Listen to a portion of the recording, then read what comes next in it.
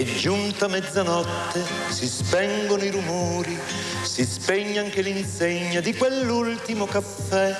Le strade sono deserte, deserte e silenziose, un'ultima carrozza scivolando se ne va.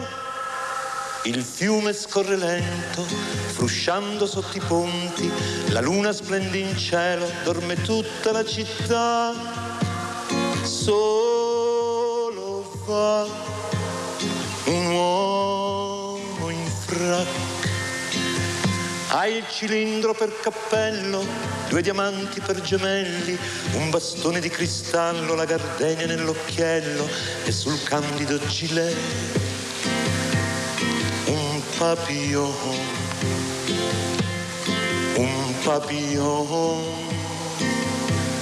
di seta blu. S'avvicina lentamente con incedere elegante all'aspetto trasognato, malinconico ed assente. Non si sa da dove viene né dove va, chi mai sarà quell'uomo in frac. Bonne nuit, bonne nuit, bonne nuit, bonne nuit, buonanotte. Va dicendo ad ogni cosa, ai fanali illuminati, ad un gatto innamorato che randagio se ne va.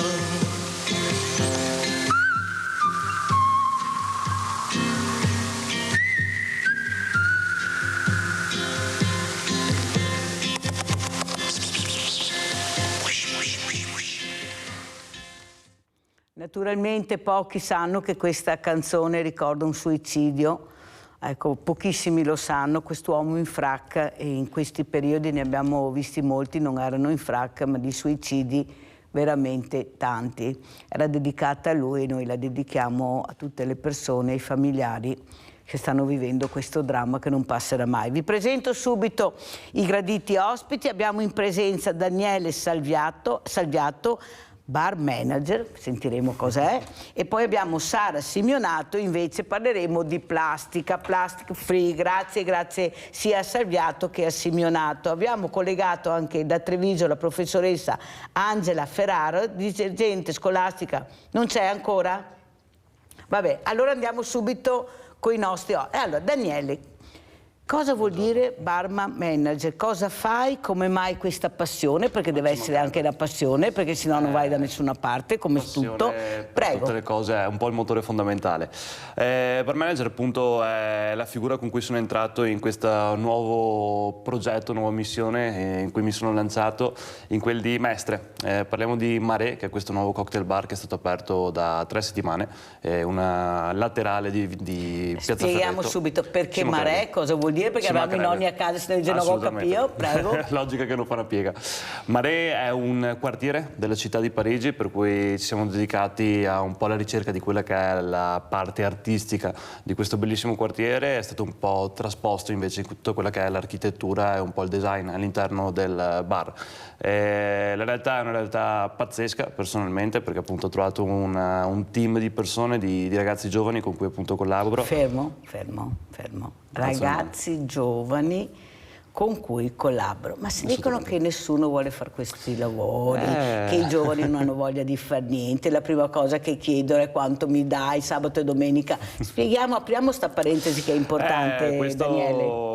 Questo diciamo sarebbe un argomento per cui potremmo andare avanti ore fondamentalmente a parlare. Facciamo mezz'ora. Assolutamente, mezz'ora, dai, vediamo di stringere i tempi, assolutamente.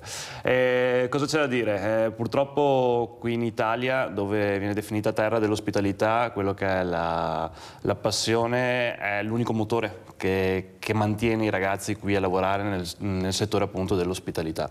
Perché dico questo? Perché di base, piccolo esempio, l'Italia è l'unico paese che non ha il concetto delle mance. Che è una cosa paradossale, perché se uno fa un lavoro fatto bene e si dedica completamente e ha cura quello che è il benessere di una persona, perché di questo stiamo parlando fondamentalmente all'interno del bar, è corretto, non dico che sia doveroso, ma porto questo esempio: se chiaramente all'estero, parliamo di il continente americano, la mancia non viene lasciata, esce il manager a chiedere cosa c'è che non è andato all'interno del servizio e all'interno del pasto. Per cui già solo questo dice tante cose. E in realtà lì appunto ho trovato questa realtà di giovani che stanno sfidando un po' quelli che sono i dogmi, definiamoli, il denominatore comune degli ultimi tempi, ovvero che tutto il personale che ha passione in questo mestiere va all'estero, ovviamente. Giustamente se trovo meritocrazia e uno stipendio adeguato, chi me lo fa fare a rimanere qui in Italia? Purtroppo. Daniele, hai detto una cosa importante. La mancia, le famose mance, che una volta forse si davano di più, mi ricordo, una volta c'era questa... C'era un po' più il concetto. Questo mancia, modo anche di ringraziare. Però devo dirti la verità, che delle volte, oltre al prezzo che paghiamo, non è che troviamo la qualità in quello che beviamo. Assolutamente. Allora vorrei anche capire come dobbiamo comportarci, perché diceva, vabbè, stavolta vado via e non torno più, però non è corretto. E non è corretto neppure far pagare un drink, un prezzo. Questo succede molto anche nelle zone turistiche. Io più di qualche volta l'ho mandato indietro perché era imbevibile, con quello che, per carità, sarà anche un prezzo normale, però io voglio che sia adeguata la qualità al prezzo. Questo non avviene, mi dispiace, ma in rarissimi casi riesci a bere uno spritz fatto come si deve, un drink fatto come si deve, perché c'è poca professionalità all'interno delle strutture. Sbaglio oppure... No, assolutamente. Se dobbiamo fare una...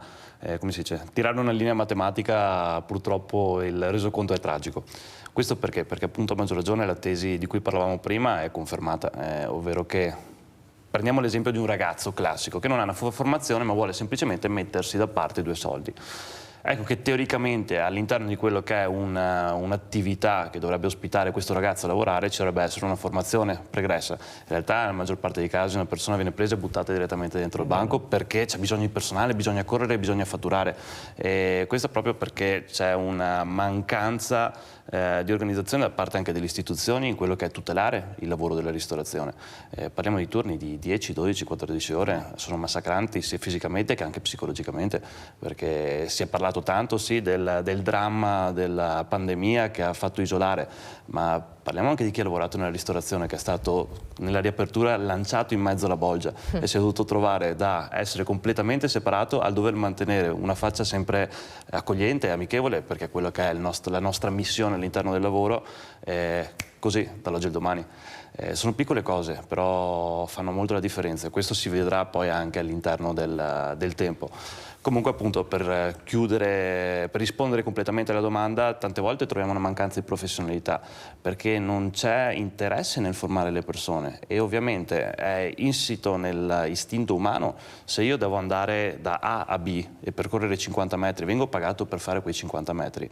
È illogico ed è controsenso andare a fare 70 metri, 80 metri, perché devo fare di più? Se ho qualcosa in cambio, se ho un risultato, posso farlo. Altrimenti uno magari lo fa per una settimana per amor proprio del lavoro, ma magari la seconda o terza settimana comincia a dire però, sai, quei 30 metri in più, neanche il cane muove la coda per nulla. È vero, Daniele, che i ragazzi hanno poca manualità, anche se escono dalle scuole, sono anche preparati, anche colti, però hanno poca manualità, è vero questo? Non ho avuto grandissime esperienze, sto avendo dei bellissimi feedback da quelle che sono le fasce un po' più giovani, per cui dai 14, 15, 16 anni alcuni ragazzi mi hanno chiesto di fare degli stage, per cui se hanno bisogno di personale al bar per poter imparare, quando una persona è propositiva così, venendo anche da altre realtà che non siano settori alberghieri come scuole, quindi c'è comunque una piccola speranza e infatti con questo progetto qui a Mestre, con questa realtà di ragazzi, la speranza è quella che portiamo avanti, ovvero che cerchiamo appunto di fare, il progetto del bar è un cocktail bar, di base però appunto con questi ragazzi abbiamo acquistato un macchinario che sarebbe un rotavapor. Non è un insulto, non è una parola strana, è semplicemente un distillatore, un alambico un po' più moderno, con cui riusciamo a valorizzare quelli che sono i prodotti nostrani, ovvero che tante volte andiamo a comprare l'agrume o il frutto dall'altra parte del mondo e dietro casa abbiamo 50 IGP ma neanche noi sappiamo conoscerli, però magari arriva... L'hai detto tu, non l'ho detto io stamattina, assolutamente. Che non sappiamo neanche cosa abbiamo dietro l'angolo di casa, basta solo girare l'angolo ed è una verità. La diversità gastronomica che abbiamo qui in Italia è qualcosa di imparagonabile e tante volte magari arriva qualcuno dall'altra parte del mondo a valorizzare un prodotto italiano. Tanto è vero che io parlavo con dei ristoratori i quali dicevano che la famosa pasta al pomodoro va alla grande, specialmente il turista vuole quella che era stata tolta dal menù, l'hanno reinserita perché c'era richiesta della semplicissima pasta al pomodoro. Abbiamo Rinaldo da Venezia, vai Rinaldo, ciao. Ciao Mirella e buongiorno al tuo ospite e ai tuoi ospiti. Buongiorno. Noi altri qua a Venezia dei barman, noi altri a Venezia abbiamo una tradizione lunghissima di barman, perché abbiamo alberghi come Danieli, il Gesè Roma, Gesè Hilton, il Gesè Bauer, dove avete grandi barman che viene da tutto il mondo qua. Per esempio il Bellini è locato a Rigo Cipriani, voglio dire, non abbiamo barman, va bene, il barman è un gran lavoro, di tappa soldi, però è un mestiere di sacrificio.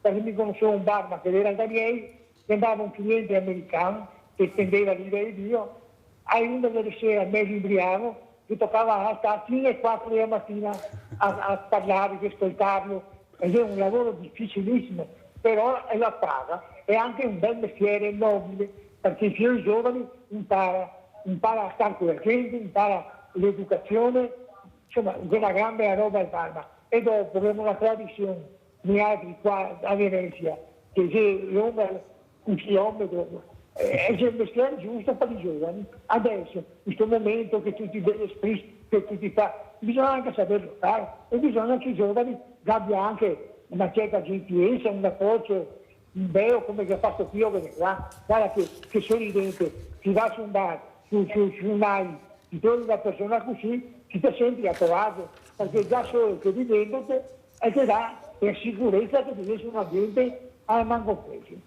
Bravo, continua a fare la strada perché per sé è una bella roba. Insegni a questi giovani che non è vero come che dice a Mirella che i giovani non vogliono lavorare. I giovani non vogliono fare quei lavori. Ciò che dico chi vesi che voglia lavorare, basta intrigarli e pagare. Bisogna pagarli, anche quando che ci insegna dargli soddisfazione del poco, però dargli qualcosa. Sante parole. Grazie al nostro Rinaldo. Mi raccomando, Rinaldo, al mattino abbassa completamente la televisione, sennò ti ripeti 2 volte. Questa mattina sei stato più bravo. Sì, lui è un fiume in piena tutte le mattine, però fa delle affermazioni e delle riflessioni molto importanti. Non è che ho dimenticato Sara Simeonato, è che poi, siccome Sara si fermerà un pochino di più con noi, do spazio a Daniele per capire, perché l'ho invitato per questo, il mondo giovane. Ecco, il bar è una cosa che intriga, il barman è una cosa che intriga i giovani perché è il loro mondo. Ecco, i drink loro sono espertissimi, noi non sappiamo magari neanche, loro invece sanno, sono molto informati. Il problema a mio avviso è che non sono più stupidi come una volta, vogliono rispetto, dignità. Sì, una volta era così, bisognava fare quello e guai se non lo facevi, perché perdere il lavoro era una cosa incredibile, non riuscivi neanche a tornare a casa. Adesso invece io, ripeto, lo dico spesso, ho avuto 2 ragazze che lavoravano in banca con un buonissimo stipendio, con posto sicuro, questi hanno detto ma cosa ci faccio io qua? E hanno completamente cambiato la loro vita. Hanno aperto una struttura per animali, sono contentissime, e alla mia richiesta, quando ho detto ma vi siete mai fatte la domanda e se va male? E come ce l'abbiamo fatta? Vabbè, riprenderemo un'altra cosa. Capite che sono realtà completamente diverse. Questi sono giovani che studiano, che hanno conseguito anche dei diplomi e perciò vogliono rispetto e vogliono essere pagati nella maniera giusta, perché anche nelle zone turistiche io parlo molto con loro, dicono Mirella è vero che prendiamo anche 1.500, 1.700, 1.800, ma paghiamo affitti da 600-700 euro, facciamo ore incredibili. Non sono retribuite come dovremmo essere retribuite, ne pagano 8, ne facciamo 12, perché questa è la verità. Perché c'è il dopo del lavoro, quello di pulire, di mettere in ordine per il mattino. L'ha detto anche il consigliere regionale del Friuli, Massimo Brini, che lui si occupa di turismo, ha detto forse dobbiamo rivedere anche noi, ecco, gli stipendi anche di questi ragazzi, perché una volta era vitto, alloggio e la paga a parte. Adesso invece è tutto compreso, perciò capite bene che 1.500 euro sono quasi tutti i ragazzi poi che studiano, che hanno bisogno di prendere dei soldini per mantenersi gli studi, perché sono bravi ragazzi. Lasciamo perdere gli esempi negativi, guardiamo quelli positivi. Ecco, cosa pensi? Anche tu ho detto giusto oppure c'è qualcosa? Per far trasparire completamente quella che è l'idea del nostro Stato fondamentalmente su quella che è la ristorazione, quest'anno hanno aumentato finalmente quella che è la busta paga base di 70 euro.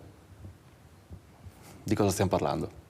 Bravo, ma l'hai detto tu, io no. Questo molto semplicemente. Sembra un gesto che però è fine a se stesso. A mancia? Sì, ma la mancetta? Esatto. Sì, Ti do la mancetta così stai buono. Poi all'interno dei contratti, nella maggior parte dei casi, troviamo 13ª e 14ª che sono spalmati in busta, i permessi, le ferie che vengono scalati man mano senza farle o senza averne appunto attribuito, tutta una serie di metodologie che fondamentalmente costringono sotto un certo punto di vista il lavoratore. Teoricamente il contratto dovrebbe essere tra lavoratore e dipendente, tra titolare, scusami, e lavoratore, non da A. Questa è la piccola differenza, questo dice tutto. Sara Simeonato, parliamo di giovani, tu vivi anche con loro, questi giovani invece che si danno molto da fare, questi giovani che scendono nelle piazze per l'ambiente, che fanno le raccolte perché sono loro, è inutile che ce la giriamo, poi vedremo anche i filmati. Ecco, tu cosa dici? Allora, che giovani vedi tu, Sara? Allora, guarda Mirella, devo dirti che io in un anno ho visto 1.500 studenti nelle scuole perché faccio sensibilizzazione plastic free in tutte le scuole che mi chiamano e devo dire la verità che in questo periodo, ad esempio questa settimana, per dire che è la settimana della terra, mi hanno chiamato in tantissimi, quindi anche ieri ero in una scuola e continuamente parlo con i bambini dalla prima elementare fino alla quinta superiore. Allora io cosa posso dire? Posso dire che i bambini delle elementari sono... parlo di inquinamento, parlo del fatto che se raccolgono una cosa possono salvare un animale, possono fare del bene alla propria famiglia e loro sono felicissimi di questo. Hanno mi danno un ritorno che è spaziale, cioè veramente è bellissimo. Vediamo qualche foto di questa raccolta di rifiuti in plastica che così commentiamo anche. È vero, e sono molto più attenti, anzi io a volte ho osservato che sono loro che dicono ai genitori se sbagliano. Cosa fai mamma? Non va là? Questa raccolta differenziata, questa attenzione che loro pongono, perché se loro sono consapevoli e se li responsabilizzi, ecco qua, cosa stiamo vedendo? Quella è una siringa, abbiamo fatto la penultima raccolta, abbiamo trovato 5 siringhe vicino a un parco per bambini, ecco qua, 5 siringhe. Però anche qua attenzione, lo diciamo anche ai genitori e ai nonni perché bisogna stare attenti. Quello è un palloncino, adesso io sto facendo una lotta continua e costante con il rilascio dei palloncini. Ah beh, se senti Leone poi si chiama Leone da Tre Baseleghe. Ti interrompo un secondo perché abbiamo Antonio da Padova, se no mi cade la linea Sara, ma poi concluderemo e continueremo. Ciao Antonio, purtroppo hanno preso JJ4, sono riusciti a catturarla, adesso vedremo come andrà a finire, forse qualcuno doveva muoversi prima che muoversi dopo, perché dopo sempre dopo, il dopo invece che il prima prevenire. Antonio, non devi più aver paura di JJ? No, vai tranquillo, Mirella, vai tranquilla, guarda. Ascolta, io do buongiorno a tutti, anche gli ospiti chiaramente. Buongiorno. Ecco, e si parla sempre dei giovani, forse la colpa è la nostra, cosa lasciamo ai nostri giovani? Lasciamo il virus, lasciamo le mascherine, lasciamo gli stipendi bassi, non abbiamo cercato di aiutare i nostri giovani. Adesso ci sono gli incentivi per chi vuol fare figli, no? Ci danno incentivi per chi fa figli. Adesso io non so, mi trovo a cercarmi una ragazza, provo a vedere se riesco a fargli fare 2 figli per farmi gli skate. Cioè, a me è l'assurdità di dare soldi a chi fa figli. Io ho la busta paga tassata al 30-40%, la busta paga. Negli anni 70 la busta paga era tassata al 16%. Ma io, cioè, a me queste persone qua che sono a Roma, e sono abituati a dare i zuccherini, ci hanno preso per dei cavalli, noi siamo dei cavalli, dei muli, cioè tu gli dai i zuccherini e loro non scalpitano più. Ma la società è diversa, dovrebbe essere diversa, perché io mi ricordo che io negli anni 70 non era così, non era il governo che ti dava incentivi, era il governo che cercava di, come si dice, di amministrare i soldi che noi pagavamo di tasse, poche tasse che si pagavano erano amministrate. Dagli anni 80 in poi il debito pubblico è aumentato, addirittura adesso il debito pubblico è arrivato a 2.770 miliardi, cioè danno i bonus di qua, i bonus di là, praticamente bisogna essere dei bonus per avere i bonus, cioè, ma che paese è? E dopo chiaramente, guarda Mirella, dico la verità, ho comprato un po' di canne, ogni tanto mi faccio una canna, buongiorno e grazie.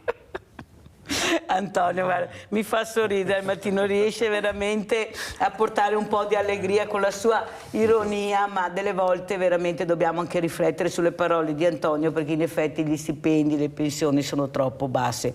Io dico sempre che in Italia chi lavora non prende niente, chi non fa niente prende tanto, parlo di parassiti che ne sono strapieni con degli stipendi pazzeschi. Ecco, questo ha fatto la politica tutta, mentre dar valore all'operaio, quello che veramente produce, perché produce, tiene in piedi veramente con la sua spina dorsale dritta le fabbriche, le fa crescere, invece poi premiamo il top manager, che magari delle volte non è neanche un top, tanto è vero che li cambiano, invece di dare veramente fiducia, autofarghi a cui oggi un operaio, come che fosse proprio una carta, ed è quello che produce e che veramente ha fatto grande il nostro paese come l'artigiano. Allora, io questa domanda la rivolgo anche a Sara Simeonato, ecco, perché voi state cercando di migliorare l'ambiente, la qualità della vita, però siete lasciati un po' soli. Io dico sempre che nelle giunte anche comunali ci dovrebbero essere, oltre le quote verdi, le quote rosa, le quote verdi, perché voi sapete, conoscete,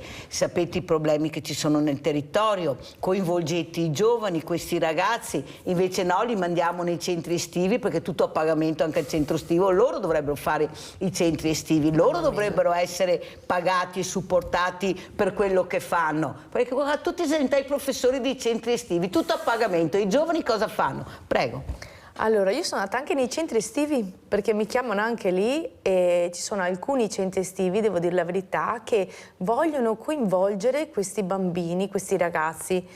Quindi devo dire la verità che anche i centri estivi in realtà fanno qualcosa, nel loro piccolo, Però, come dici tu, più che altro è una cosa che dovrebbe arrivare dal comune. Cioè, io ad esempio devo dire che siamo in 16 in tutta la zona di Treviso, 16 referenti, quindi siamo abbastanza, non è che siamo 2 o 3, quindi copriamo molti comuni e abbiamo dei comuni che ci sostengono, addirittura abbiamo avuto dei sindaci che sono venuti alle uscite con noi, guanti, sacco, e raccolgono con noi, quindi abbiamo delle bellissime risposte da una parte, e poi invece abbiamo altri comuni che sono molto più restii anche solo a magari a firmarci il protocollo, che ci darebbe la possibilità di fare delle uscite in un anno senza per forza fare tutta la burocrazia, perché tu lo sai, Mirella, io per fare un'uscita e chiedere un patrocinio devo iniziare a fare le carte 1 mese e mezzo prima.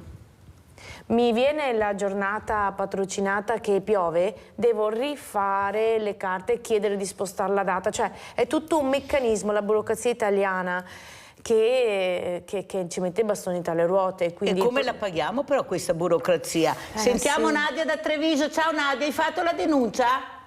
Ciao Mirella, buongiorno ai tuoi ospiti. Buongiorno. Sono andata. Brava. Sono venuta a casa delusa. Ah, mamma mia. Non l'hanno fatta. Perché? Non è stata fatta nessuna denuncia. Perché? Perché ha detto che non ci sono le prove. No, ma se non mi hanno rilasciato niente, cosa dovevo fare? Le ho raccontato tutto il fatto. No, ma non gira mica sta storia, Nadia. Sono andata ieri dalle 10:30, 10:40, sono venuta a casa all'1:30. Guarda Nadia, dopo mi informo perché mi sembra una storia assurda, la raccontiamo anche ai nostri ospiti. Praticamente Nadia ha ordinato della legna per telefono, Perché al posto di quanti 50 quintali sono arrivati 25 quintali. Lei si è accorta dopo, è stata anche un po' strattonata e questo se n'è andato scaricando non 50 quintali ma 25 quintali che lei ha pagato per 50 quintali. Prego Nadia. Niente, le ho raccontato tutto il fatto e non è il primo caso, perché ho guardato sul telefono a Striscia la Notizia, a Castelfranco, qua vicino, un altro fatto come il mio, o a Zero Branco che sia. E guardando il video, perché io non ho nessun video, ma come si può? Io non so mica cosa facevano quei due. Io e mio marito ha 80 anni. Io 73, insomma. Follia. Non siamo giovincelli. Comunque Nadia, guarda, dopo mi informo perché non mi gira sta storia. Camioncino. Non mi gira sta storia, proprio dopo mi informo Nadia, poi ti chiamo, ti faccio sapere, perché non so, voglio capire bene come mai è successa sta storia e sei venuta a casa senza denuncia. Sentiamo, dopo mi informo, sai Nadia, grazie. Ecco, sei andata. Allora andiamo in pubblicità perché ho già forato come al solito, pubblicità. Pazzesco.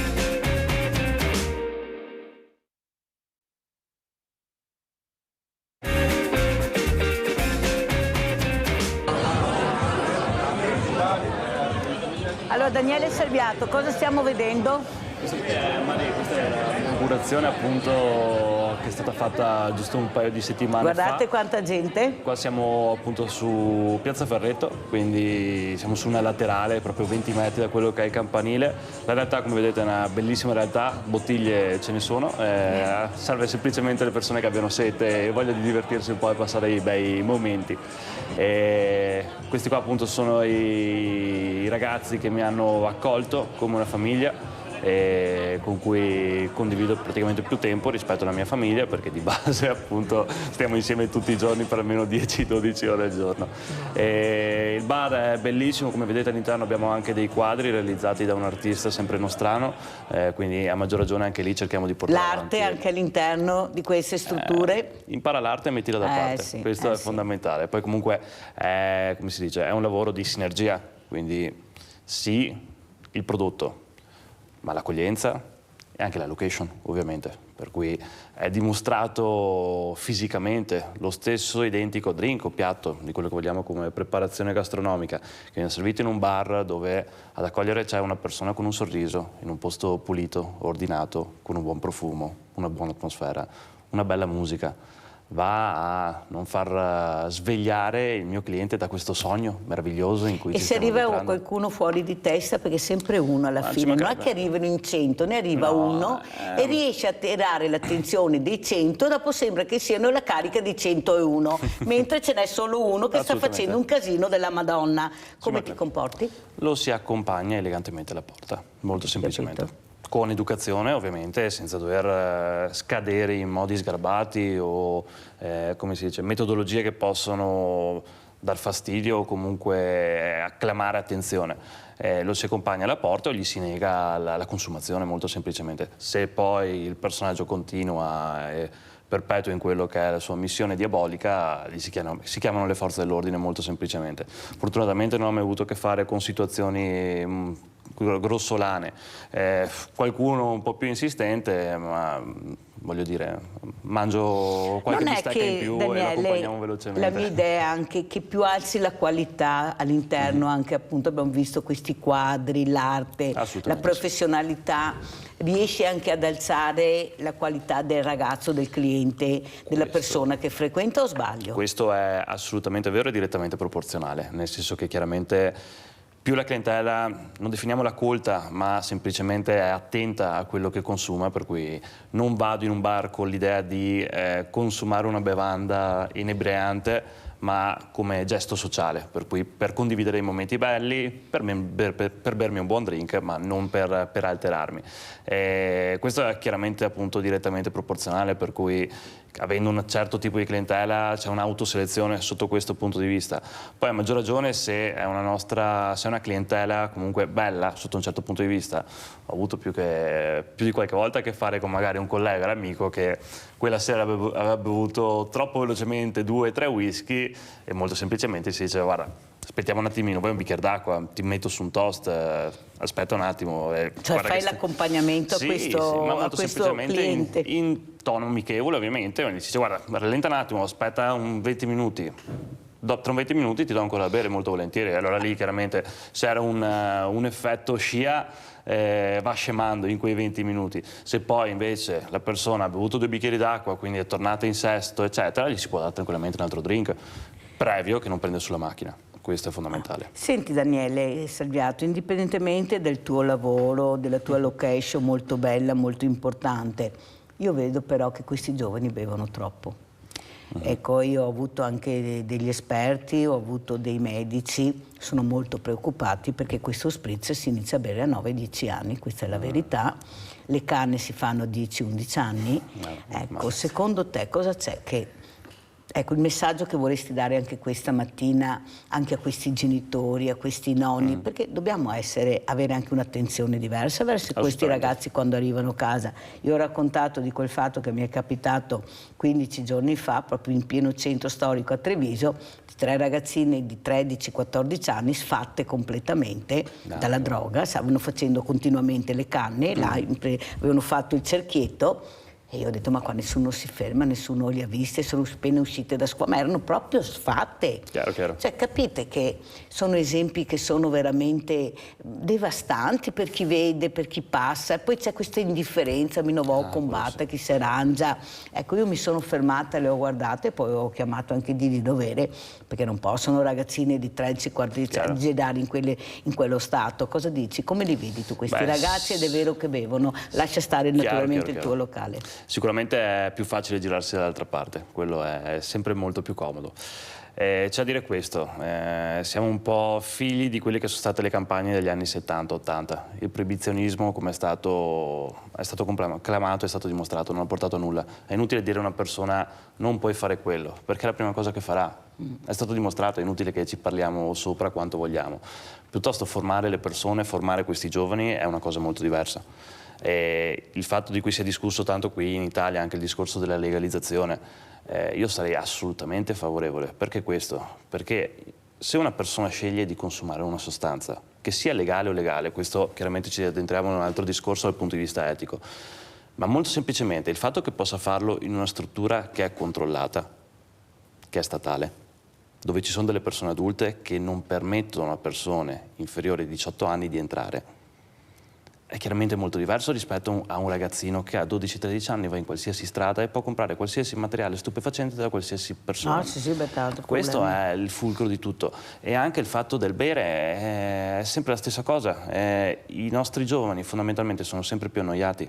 È molto più facile dargli un telefono piuttosto che sedersi a fare 2 chiacchiere o piuttosto andare a fare dello sport insieme. È molto più semplice. Sentiamo come commenta anche Sara Simeonato le parole di Daniele Salviato. Posso dirti, Mirella, che io ieri sono stata in una scuola e a un certo punto abbiamo fatto un gioco. Abbiamo fatto in modo che qualsiasi ragazzo che era lì presente dovesse mettere, era terza superiore, dovesse scrivere in un bigliettino il proprio bisogno e metterlo in una scatola, e poi a caso uno dei ragazzi, sempre della stessa classe, pescava un bigliettino e leggeva il bisogno dell'altro compagno. Quello che è immerso da questa cosa, perché è stato stranissimo ed è stato anche molto emozionante, devo dirti la verità, è che la maggior parte dei ragazzi hanno scritto che avevano il bisogno di essere ascoltati. Avete capito? Che noi lo diciamo tutte le mattine l'ascolto, non il sentire, l'ascolto che è diverso. Esatto. Indovina chi c'è in linea? Indovina Sara chi c'è in linea? Leone da Tre Baselle, i palloncini, ti ho detto che avrebbe chiamato. Ciao Leone. Ciao Mirella, grazie. Sentite, parla del diavolo e spunta in cose. Allora io adesso mi sto veramente arrabbiando con questi palloncini, perché tu vedi ogni funerale di giovane che muore, tu vedi tutti questi palloncini che vanno per aria. Non è possibile questa cosa. E poi viene presentata come una cosa positiva dal giornalista che fa vedere la scena. Cioè non è accettabile. Cioè i palloncini sono proibiti in America da 40 anni. Mamma mia. Come mai che in Italia ancora si può buttare palloncini per aria? Perché noi arriviamo sempre ultimi. Ma non solo, ma vengono presentati come una cosa positiva. È incredibile. E poi io me li trovo nel fieno quando vado a falciare l'erba. E poi le mucche mangiano i palloncini e producono il latte alla plastica. Ma la gente capisce questa cosa o sono proprio scemi o non capiscono niente? Non è possibile. E se non finiscono nel fieno, finiscono nel fosso, e poi finiscono nel fiume, e poi finiscono in mare, e poi le tartarughe li mangiano e gli altri pesci. Cioè, è incredibile questa cosa. Come si può fare? Non so cosa dire io. Però è il giornalismo che gli fa vedere queste cose. Dovrebbero smettere di fargli vedere in televisione queste cose. Questo io vorrei dire. Per riguardo al bar manager, adesso sta andando di moda bartender. Mi dispiace, mi piace il barman, ma non mi piace bartender. Bartender è uno che tende il bar. Non mi piace questa. E poi il barman conosce i cocktail, fa tutte queste cose fantastiche. Grazie Milena, ciao. Grazie Leone, spieghiamo anche perché Leone mastica molto bene l'inglese, infatti si arrabbia molto quando si sbaglia a una parola detta in inglese, bisogna dirlo correttamente. Prego, come rispondi? No, molto semplicemente il termine bartender appunto è un inglesismo fondamentalmente, il termine barman all'italiana è più che corretto. C'è questo mixologist che echeggia un po' nell'aria ogni tanto, personalmente è più un esercizio di ego piuttosto che una vera nomenclatura. In concreto, in concreto un mixologist è semplicemente voglio fare il figo e dire che so tante cose, semplicemente un oste preparato dovrebbe sapere accogliere le persone. Ma siccome ne abbiamo tanti di fighi ormai, ecco, abbiamo dei fighi, smettiamola di fare i fighi, andiamo più sul concreto e cerchiamo di avere la competenza, che è un'altra cosa. Un bel sorriso e conoscere quello che stiamo facendo. Mamma mia. Allora, un'altra cosa molto importante che volevo parlare con te questa mattina, come prevedi questa movida estiva? Ecco, questa che sta preoccupando un po' quei sindaci, specialmente a Jesolo il sindaco che ho avuto ospite vieta la plastica, tanto per, ecco, niente, e anche il vetro, non solo la plastica ma anche il vetro all'esterno dei locali. Tu cosa vuoi dire? Bisogna arrivare a questo per far capire che certe cose non si possono fare o anche qui dovrebbe essere la competenza e l'educazione del ristoratore, dell'albergatore, del barista a capire e in quel momento deve intervenire? Allora, diciamo che non si può generalizzare così tanto, nel senso che dipende anche dal volume di lavoro di un bar, semplicemente. Se un bar gestisce in una serata 300-400 persone, non si può gestire una folla del genere, ovviamente. C'è bisogno di una cooperazione da quelle che sono le autorità, fondamentalmente, che sono presenti sul territorio anche per questo, in quelle situazioni lì. Ovvio che se poi anche il gestore del locale lascia tutto a se stesso, l'anarchia sicuramente non aiuta in quel caso. Ci vuole della cooperazione e un po' di buonsenso, ovviamente. Nella nostra realtà, ad esempio, lì abbiamo del vicinato, quindi chiaramente dalle 11 mezzanotte cerchiamo comunque di comunicare alla clientela di evitare schiamazzi. Perché sono quelle le ore poi che diventano pericolose. Da mezzanotte, l'una in poi, ma più che altro è proporzionale anche dal punto di vista del tasso alcolemico, perché è ovvio che, parliamoci chiaro, dopo che abbiamo bevuto 2, 3, 4 calici, far 2 risate un po' più alte a livello di volume è naturale, non ci se ne rende conto ovviamente. Per chi magari sta dormendo e dopo 4 ore deve alzarsi, invece se ne rende conto sicuramente. Il discorso poi di anche semplicemente spazzatura, bicchieri, cose del genere. Il problema della plastica è un problema grosso fondamentalmente. Il bar anche si sta impegnando molto su questo, sul tema dell'inquinamento, per cui utilizziamo plastica biocompostabile, costa molto di più fondamentalmente, però il cliente questo lo percepisce ed è... Ecco anche il costo di questo drink, anche questo aperitivo, bisogna vedere anche dove bevi, come bevi, chi te lo porta, sono d'accordo. Esatto. Abbiamo Vicenza in linea, ciao. Sì, buongiorno. Ciao Iva, prego.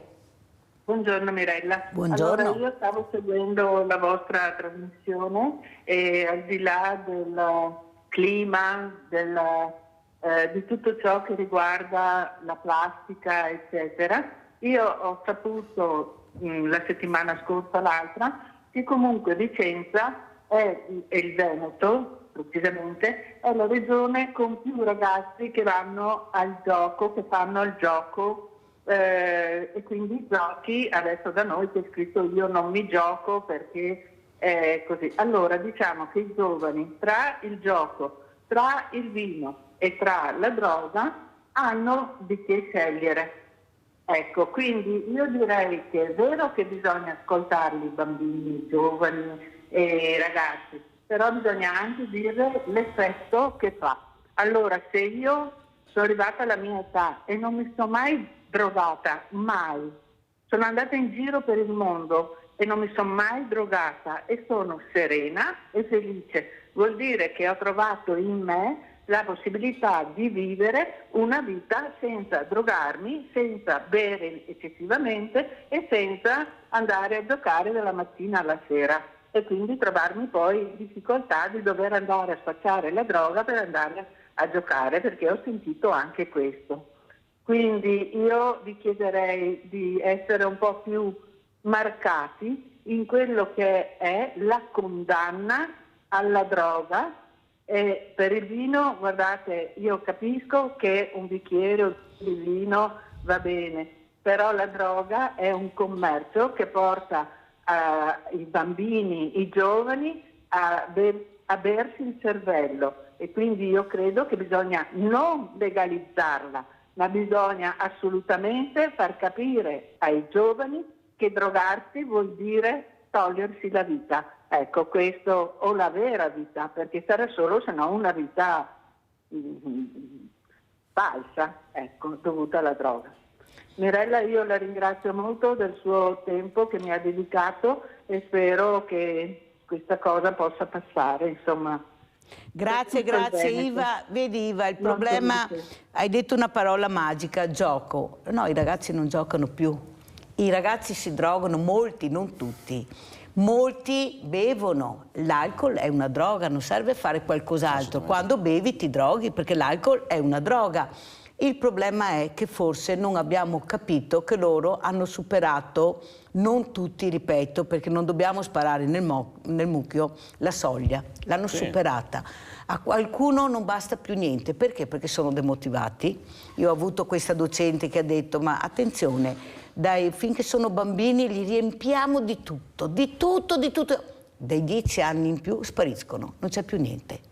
Cosa offriamo ai ragazzi dei 10 anni in su? Come vuoi intervenire, Sara? Allora, io devo dire che, come dicevo prima, che poi non è stato finito il discorso, quando io vado alle elementari, come hai detto tu adesso, i bambini sono pieni di energia, pieni di roba da fare, gli fanno fare 300 cose e lo stesso impegno ce l'hanno anche verso l'ambiente.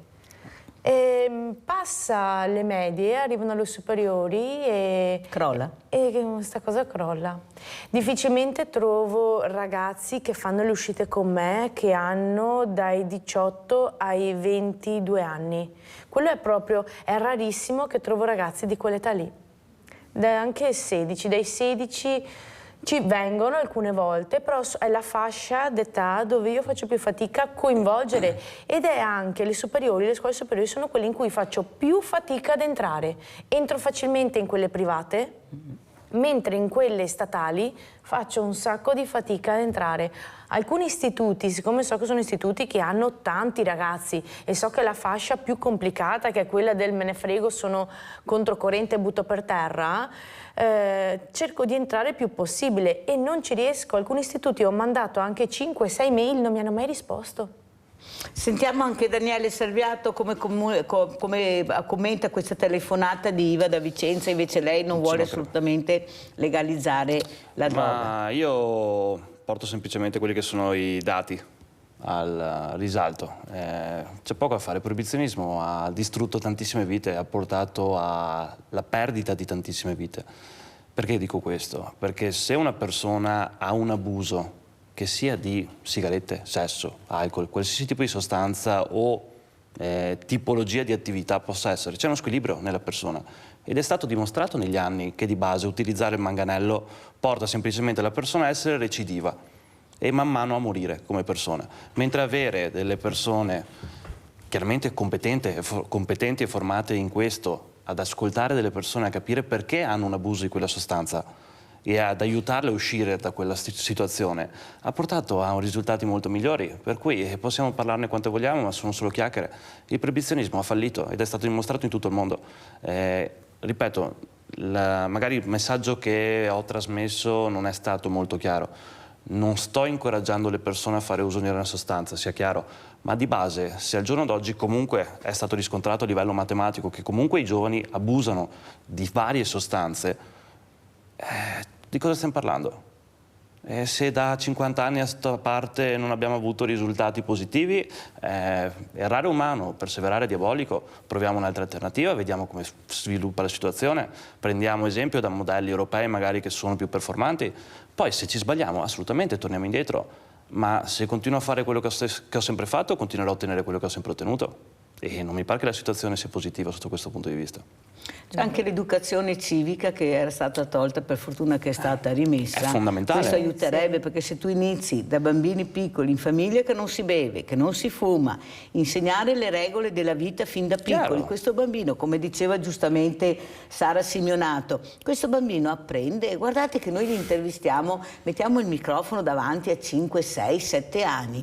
Questi qua sembrano che abbiano fatto sempre questo, cioè sono disinvolti, sanno parlare, ne trovi qualcuno magari che è più imbarazzato, ma la maggior parte, ma come si spiegano? Cioè capite che questo bambino, sarà perché è nato col telefonino in pancia, il cellulare già dentro la pancia, però veramente sono svegli da matti, cioè riescono veramente a creare delle cose incredibili se tu gli dai qualsiasi cosa, ma se tu non gliela dai, questo qua diventa amorfo, non gliene frega più niente di niente, più cresce, meno gli dai, come diceva la docente, alla fine non gli interessa più niente, fa delle cose sballate. Avete visto quel ragazzino che è caduto dal capannone, papà che era convinto che fosse la sagra del paese, ma non gli attira più neanche la sagra, cioè deve avere quell'adrenalina, provare qualcosa di diverso, la foto da mettere sul social e fortunatamente sta migliorando, ma ha rischiato la vita, cioè ma l'abbiamo provato tutti questa voglia di un qualcosa in più, cioè non è cambiato il mondo, è questo che io forse voglio capire, però... è che adesso hanno i social, allora amplificato, ampliato, ecco queste baby gang sembra che siano chissà quante, alla fine se sono 10 arrivi a tanto, però l'importanza vedere questi gruppi e non passo più per questa strada, ho paura, mio figlio non lo mando più nel centro storico, non è così, volete capirla che non è così o sbaglio? No, assolutamente, ripeto, non si può fare di tutta l'erba un fascio, assolutamente. È vero che io personalmente quando ero ragazzino al massimo tornavo a casa con le ginocchia sbucciate perché provavamo a elaborare i motorini eccetera e quello era il passatempo, però era comunità, non era il doversi alienare da quella che è la quotidianità tramite bevute, tramite sciocchezze, esempio baby gang, o dover far vedere che siamo... Ma c'erano anche le volte le bandette, le bande, si chiamavano le bande, ma non era amplificato, cioè le sassate le abbiamo fatte, ma io le ho fatte, ma penso anche voi, cioè è inutile dire non abbiamo fatto niente, ognuno ha fatto qualcosa, prego. Scusami Mirella, forse la differenza è che noi avevamo un'altra età, ci godavamo di più la nostra età, cioè c'erano... Perché si giocava? Sì, io ho finito di giocare con le bambole a 14 anni, cioè adesso una bambina, una ragazzina di 14 anni si trucca, io le ho viste truccate a scuola. C'era un'altra... Le unghie a 10 anni, le unghie, le mamme che le portano a fare le unghie, cioè non è colpa sua. Pure la bambina magra che la mamma gli dice l'ho sentita io, guarda che hai la cellulite, cioè guarda stavolta mi sta fuori di testa, ma qua va. Però scusami, c'è anche un'altra cosa da dire. Adesso se tu vuoi dire a un bambino no, non ti do il cellulare prima della prima superiore, per ipotesi, hanno tutti gli amici che ce l'hanno, quindi tu cosa fai? Anche per le unghie, per il trucco, eccetera, se tu guardi o il tuo bambino lo lasci fuori da quello che è la normalità, che è diventata una normalità e quindi magari poi diventa anche isolato, perché adesso hanno tutti WhatsApp alle medie, quindi se il tuo bambino non ha il cellulare, significa che lo isoli.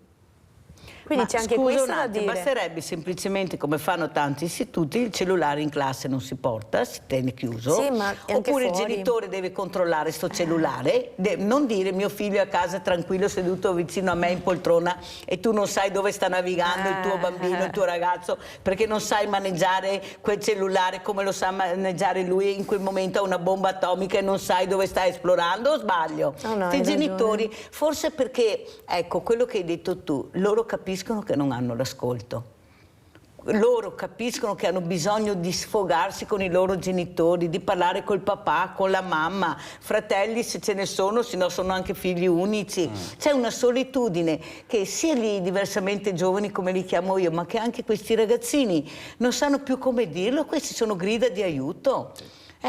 Cosa dici, Daniele? Cosa si può fare? Con l'ultimo appello che vuoi fare questa mattina ai giovani, ecco.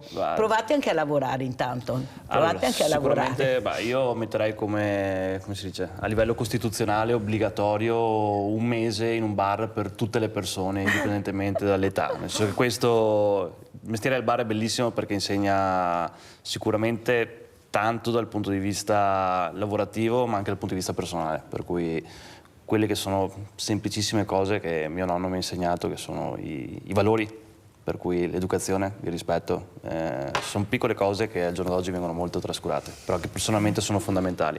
Per i giovani posso dire che bisogna circondarsi di persone che abbiano le stesse passioni e che vogliano fare qualcosa di concreto e di positivo. Questo è il consiglio spassionato migliore che posso dare, ovvero che da soli, per carità, si può andare avanti sicuramente, con le persone giuste, frequentando delle persone concrete e serie, si può andare chiaramente a lungo termine e non necessariamente bisogna andare fuori dall'Italia per poter portare avanti qualcosa di concreto. È più difficile, ma d'altro canto se fosse facile non sarebbe così divertente. Allora ringraziamo Daniele Salviato, veramente grazie, mentre grazie la nostra Sara Simeonato rimane con noi. Grazie Daniele, pubblicità. Grazie.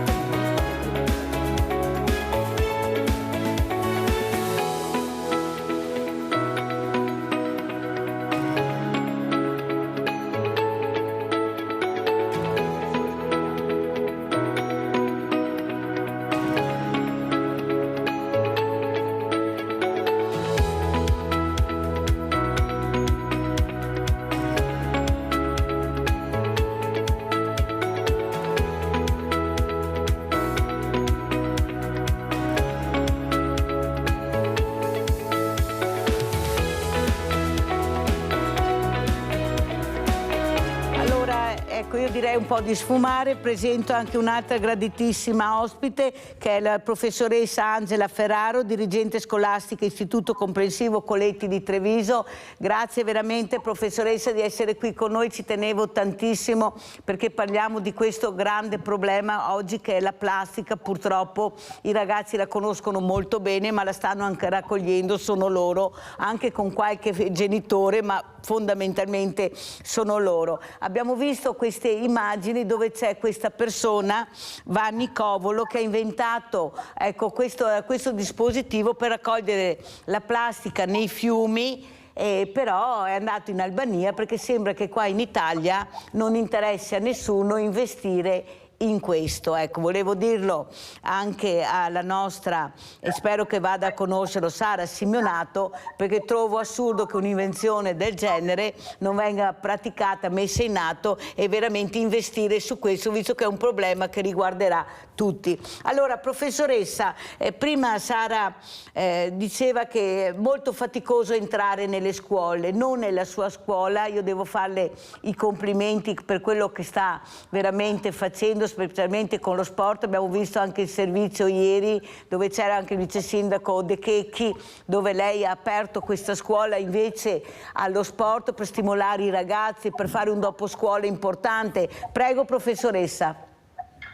Allora, un doppio stimolo, grazie dell'invito, grazie insomma, di avermi invitato a parlare di questi temi importanti. Allora, un piccolo inciso su qualche cosa che non dovrebbe essere considerata anche questa una cosa all'atere, no? L'educazione ambientale non dovrebbe essere inclusa nell'educazione civica, non dovrebbe essere una materia, non dovrebbe essere nulla che non sia naturale cura della propria casa. Cioè, siamo l'unico mammifero del mondo che distrugge il proprio habitat, che distrugge la propria casa. Mi sembra che dover inventare dei progetti per poter educare l'ambiente è terribile, dovrebbe essere implicito, dovrebbe essere connaturato nella nostra stessa natura, nel nostro stesso comportamento. Per fortuna tra i bambini c'è ancora una grande ricettività e una grande sensibilità. L'emergenza ambientale è una reale emergenza, alcune sono reali, altre sono un po' più annunciate, ma la questione ambientale è una reale emergenza e si dovrebbe cambiare completamente la mentalità e l'atteggiamento. Per quanto riguarda la difficoltà di entrare nelle scuole, allora io ho l'onore di appunto dirigere un istituto comprensivo che, come tutti sanno, ha un'utenza ad alto tasso di complessità. L'idea di usare, grazie alla collaborazione con il CONI Veneto, lo sport come strumento plurimo di educazione, di socialità sana, quindi spirito di squadra, di prevenzione alla devianza o comunque dei comportamenti a rischio, tenendo i ragazzi a scuola, ma facendo una cosa sana, lo sport, che è dimostrato aumenta il potenziale di apprendimento, aumenta l'autostima, aumenta la coltivazione. Quindi tutto questo, come altri progetti che facciamo, ne cito uno se posso, lo spazio del villaggio, è un'aula di questa scuola che un pomeriggio a settimana per adesso, ma speriamo di ingrandire, grazie a dei volontari, è aperta a tutte le famiglie e i ragazzi del quartiere che possono venire a fare dei laboratori o anche semplicemente a stare insieme. Hanno il loro ingresso, hanno i loro bagni, hanno quest'aula redatta per fare dei laboratori. Ecco, quindi qual è la logica di base? La logica di base è una scuola realmente aperta al territorio, che intercetti e sia punto di riferimento alle istanze sociali e a tutta l'utenza che ha bisogno, ma anche i ragazzi cosiddetti non fragili o normali, insomma definiteli come vi pare. Anche i ragazzi normali sono più chiusi, ritirati nelle case. Ieri ho fatto un incontro con dei genitori che segnalavano questo: mia figlia sta sempre chiusa in camera, non esce abbastanza, c'è un ritiro sociale. Ecco, tutte queste cose cerchiamo di, come scuola almeno, combatterle ed offrire degli spazi aggregativi reali ed educativi con dei punti di riferimento. Lo sport avrà gli istruttori federali, grazie appunto alla collaborazione con il CONI Veneto, ma anche altri progetti che abbiamo in campo, quindi non li ho citato, ma ce ne sono anche altri in via di messa a terra, hanno lo scopo sempre di creare degli spazi sicuri dove i ragazzi possono fare delle cose e stare insieme.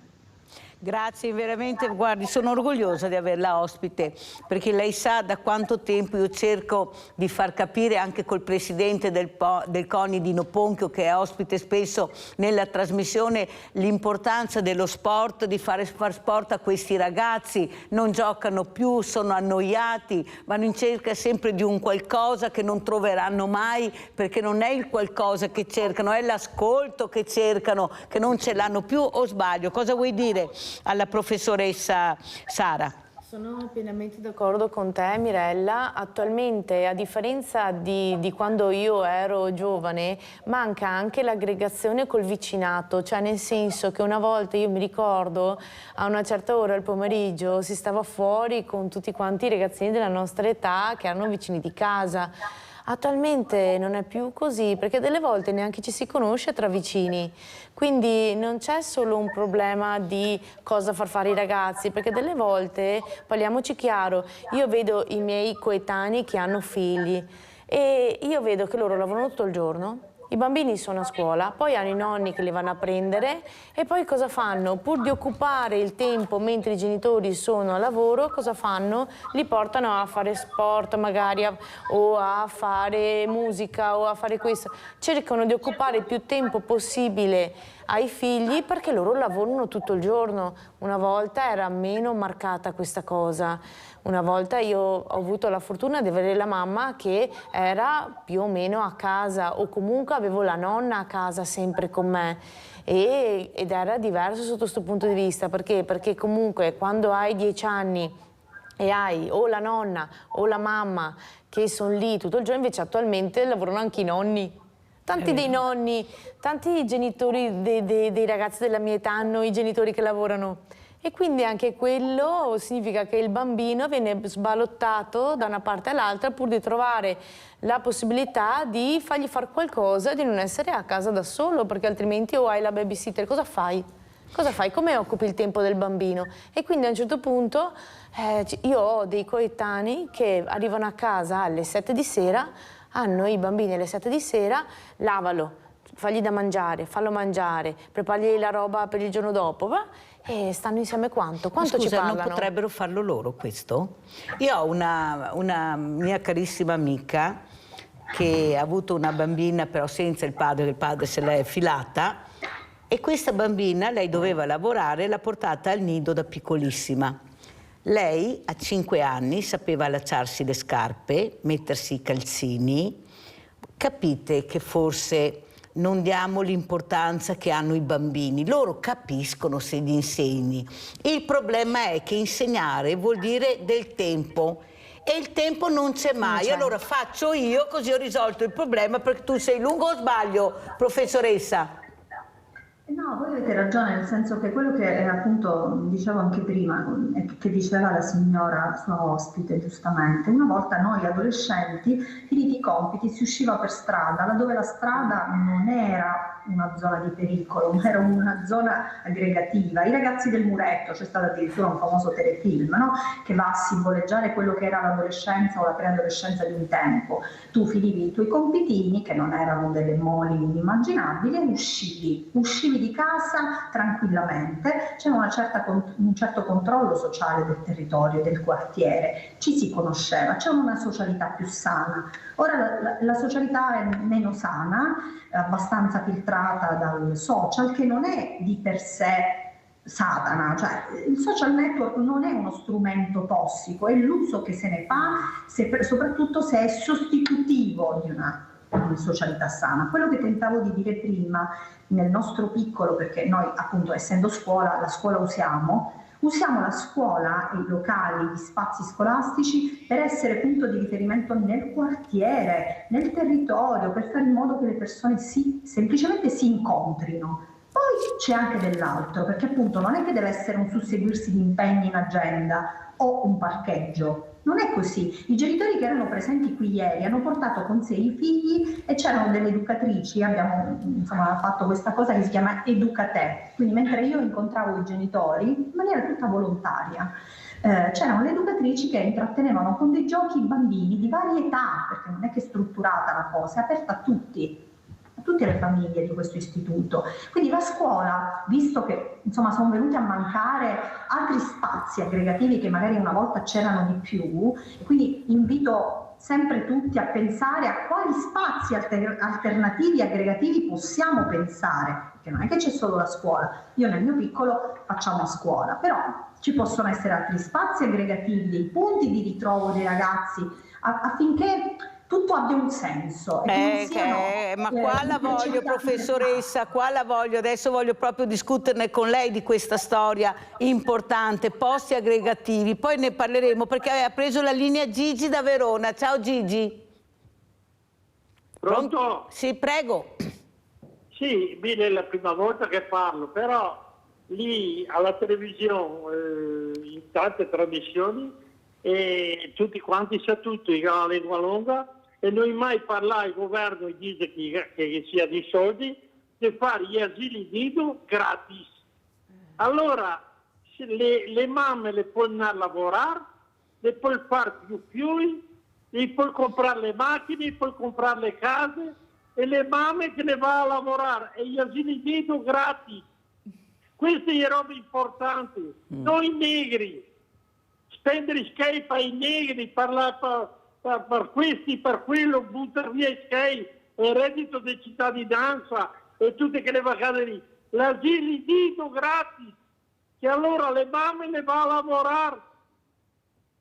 Queste sono robe importanti. Ora comprare macchine, comprare le case, l'economia la va avanti, fa tanti più. Non si sta a dire che gli italiani bisogna che fa più, si che dà 1.500 euro al marito, come fai a far più? Che da pagare l'affitto e che da mantenere la moglie e più e tutto. Ma mi penso che alla televisione che sia quella gente di poco senso, mi parla di tutte le robe delle guerre, mi parla delle robe essenziali. Grazie Gigi, penso che non parli della mia trasmissione perché è da anni che io dico che ci vorrebbero gli asili anche all'interno delle RSA, dove ci sono questi nonni che potrebbero essere ancora preziosi, specialmente per quelle famiglie che non possono permettersi la babysitter o l'asilo a pagamento. È anni che lo dico, basterebbe copiare perché c'è già in altri paesi europei, però qui in Italia si fa fatica a fare tutto. Per fortuna poi che abbiamo Sara Simeonato e la professoressa Angela Ferraro, invece che stanno cercando di far capire che c'è un mondo che si apre, c'è una scuola che si apre. Però qua, professoressa Ferraro, io devo veramente, anzi la invito e mi farebbe molto piacere se lei riuscirà a mandare il suo istituto il 1° maggio, visto che c'è il CONI, c'è l'ULSS, a Villa Margherita, dove c'è questo posto di aggregazione, di inclusività. Abbiamo tutti i CEOD, abbiamo le mostre, abbiamo tutto, ma non arrivano le scuole. Noi non riusciamo a capire. Abbiamo gli amici del fumetto di Treviso che fanno disegnare questi ragazzi, li mettono insieme, mandiamo le mail, come dice giustamente Sara, l'ha detto prima, nessuno risponde e nessuno partecipa, ma è domenica, ma è santo, è il sabato, e invece c'è qualcosa che non funziona. Io la pregherei di sposare questo progetto, le manderò tutto, anche la locandina, perché veramente stiamo cercando il massimo di dare a questi ragazzi. C'è lo sport col CONI, c'è il CIP, Comitato Italiano Paralimpico, c'è l'ULSS, c'è di tutto, c'è un maestro ebanista, faremo vedere come si può fare una raccolta con l'acquaponica, seminare, raccogliere queste verdure naturali, meravigliose in un periodo di siccità. Però le scuole non rispondono. Io non so cosa c'è, professoressa, ma Sara è testimone come la mia, da noi non arrivano mai le scuole. Prego, professoressa. Vabbè, innanzitutto adesso mi ha invitato, quindi in qualche modo... L'ho invitata, proprio davanti alle telecamere l'ho invitata. Sono strettissimi, vediamo cosa si riesce a fare. Certo, Grazie. Ci sono dei limiti, cioè anche io quando noi come gruppo mettiamo a terra delle cose, tranne l'idea dello sport che intercetta il favore praticamente di tutti, altri progetti, altre iniziative, non c'è una partecipazione totale, c'è una partecipazione di una quota, ma come si dice, la goccia scava la pietra, in qualche modo pian piano si va avanti lo stesso, anche se è una partecipazione ridotta, è minima, perché appunto lei mi diceva ci può essere il fattore personale, le esigenze, come posso dire, c'è il docente che dice ma io perché devo venire, o il genitore dice ho altri impegni, ma questo diciamo è nell'ordine delle cose, uno lo mette in conto, lo accetta, non è importante quello. Costruire una comunità non si fa dall'oggi al domani, è un processo un po' lento, come dire, lo stiamo facendo ma è ancora in corso d'opera, quindi tutto ciò che sono le sue iniziative, lei insomma incontra la mia massima disponibilità, lo comunico proprio ufficialmente, quindi qualsiasi cosa dal 1° maggio in poi lei me lo mandi e io in qualche modo con il mio gruppo di docenti metteremo a terra tutto ciò che è possibile. Tutto ciò che è possibile. No, ma vede, professoressa, la mia riflessione però è questa. Io frequento la sua scuola e perciò sono un ragazzo fortunato perché ho questa dirigente che si è molto aperta. Io non devo essere fortunato ad essere in quella scuola e un'altra scuola. Io devo avere le opportunità. Non è possibile che queste mail non vengano lette o vengano cestinate perché magari qualcuno non va bene questa cosa. Capisce, professoressa, che sono 3 anni e qui c'è Sara che stiamo tentando e non facciamo neppure un passetto avanti nonostante queste importanti associazioni, sto parlando di CONI, di CIP, di ULS, di artigiani, di scuola del fumetto. Capisce che il messaggio che arriva ai ragazzi poi è devastante, perché arriva non c'è mai niente al di fuori di quello che io vorrei fare. Possono provare gratuitamente tutti gli sport, professoressa. Abbiamo fatto all'ippodromo, e avevo ieri il direttore, sport senza barriere. Non abbiamo avuto nessuno. Nonostante il direttore abbia mandato le mail a tutte le scuole, nessuno, professoressa. Capisce che il ragazzo fa fatica a capire che c'è qualcosa, perché io gioco, ma dammi un gioco però. Ma se io non so che c'è il gioco e non me lo dai, io come faccio ad arrivare? Ed è così anche per il mondo del volontariato. Non abbiamo giovani. Come mai non abbiamo i giovani? Non saranno mica proprio tutti come qualcuno dice, che non hanno voglia di fare niente, che non sono intrigati, non sono motivati. Non è vero. Basta andarli a prendere per mano e la professoressa lo sta dicendo questa mattina. Ci sono. Vediamo, proviamo. Sara, cosa vuoi dire? Io ti dico una cosa che secondo me è fondamentale al giorno d'oggi. Si parlava prima di prendere delle ore scolastiche e fargli fare qualcosa per gli altri.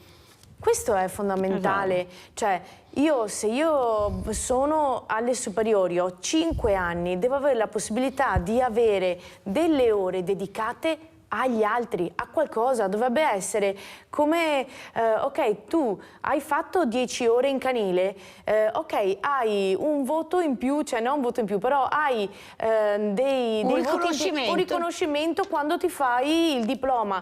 Tu fai 10 ore perché vai dagli anziani, tu avrai...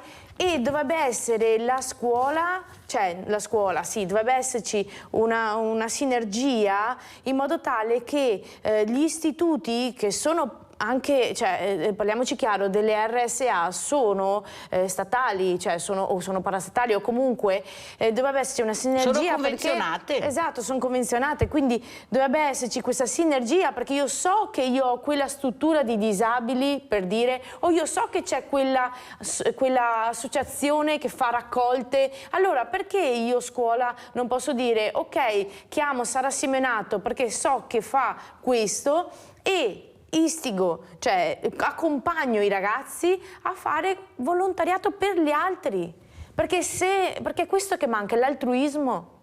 Ma perché non andiamo a prenderli? Gianfranco Valeri da Cessalto, vai Gianfranco. Sì, buongiorno signora Minella. Buongiorno. Buongiorno alle sue ospiti. Ecco, signora Minella, io sono nonno, volevo portare la mia testimonianza di nonno con i bambini. Io ho visto dalla prima generazione del telefono alla seconda generazione del telefono è stato un disastro. E poi sono andato subito a parlare anche con il mio parroco, io ho detto subito qua, secondo me se va avanti così, il telefono di seconda generazione, adesso mi sa che ne inventano anche quella virtuale, questo farà molto più danni della droga. Ma perché, Mirella, io sono nonno, ma noi siamo dei bambini, ma guardi che i genitori sono più accaniti con i telefoni dei bambini. Cioè non è che noi parliamo di bambini, ma i genitori secondo me, lei vada in qualsiasi posto, vedrà tirare dalla borsa, io che sono anche un po' malato, vado un po' in giro, una volta si andava in giro e quando tra una visita all'altra si chiacchierava tra di noi ammalati, e si parla, tu cos'hai, io cos'ho, invece adesso ognuno dalla borsa tira fuori, manettano in continuazione, hanno gruppi, tutto un TikTok, lei se non è dentro in quel gruppo è tagliata fuori e tutto è così, non saprei cosa. Poi anche lo sport, guardi che io ho come testimonianza sempre come nonno, mio papà quando va a giocare va, fa quello che vuoi, ma sta fuori, va. E noi eravamo una palestra volante, perché si andava su per gli altri, si andava a mangiare cibo, era una palestra, si doveva, c'erano tanti giochi che sono spariti, eravamo neri come i carbonati, ora ormai che erano neri come i carbonati,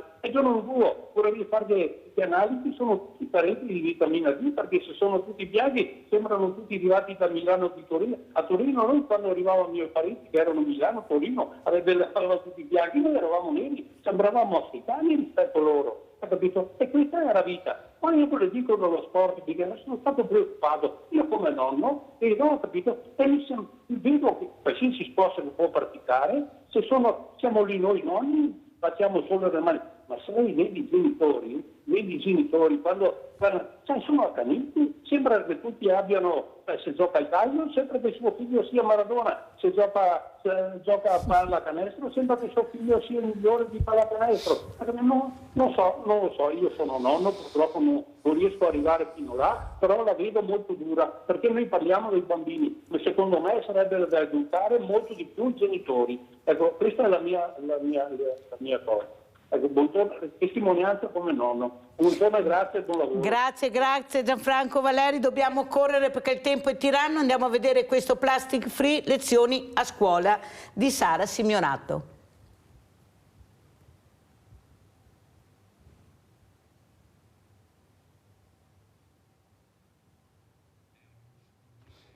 Eccolo qua, allora Sara, commentiamo, qui si vede che stai spiegando a questi ragazzi, ecco, come hai detto tu, sono molto attenti, prendono appunti, perché questa è la verità, è inutile che ce la giri, se vai dove ci sono, forse qualcosa riusciremo a fare, Benedetta, sta professoressa Ferraro, per fortuna che c'è, se non ci fosse dovremmo inventarla fra poco, perché è una delle poche che sta cercando forse di capire che la scuola deve cambiare registro. Prego Sara. Allora, guarda Mirella, io ti dico la verità,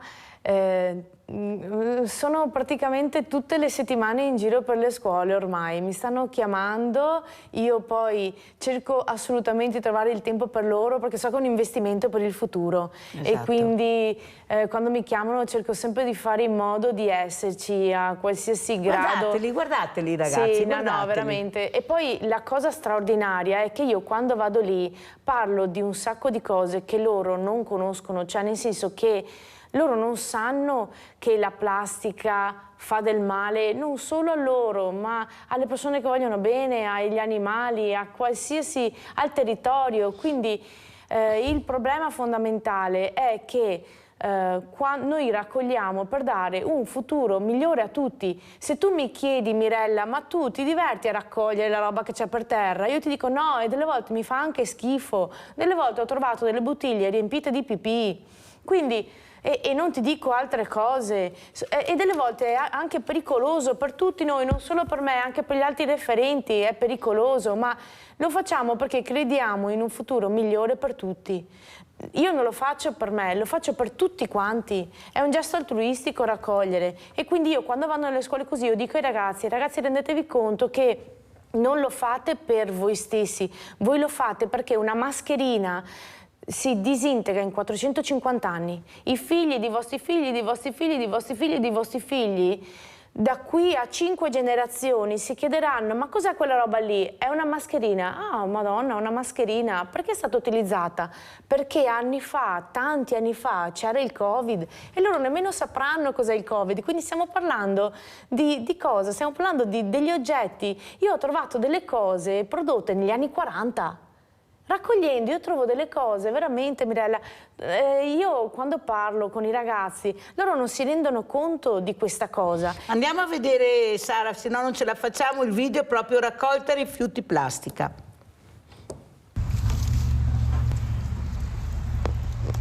Questo è... Prego, commenta. Scusami, e questo è uno degli esempi dove ci troviamo davanti a raccogliere, cioè ore, qui ci vogliono ore, è che io di solito cerco sempre, queste sono le siringhe, io cerco sempre di non fare mai più di un'ora e mezza perché voglio coinvolgere le famiglie, voglio fare in modo che vengano i genitori con i bambini e che tocchino con mano cosa noi troviamo in giro, tutta questa cosa qui noi ce la mangiamo prima o dopo se non viene raccolta, quindi io invito tutti quanti, il 22 e il 23 aprile c'è la data nazionale plastic free, in tutta Italia la accoglieremo, ci saranno in tutti i comuni dove ci sono dei referenti, ci saranno delle raccolte.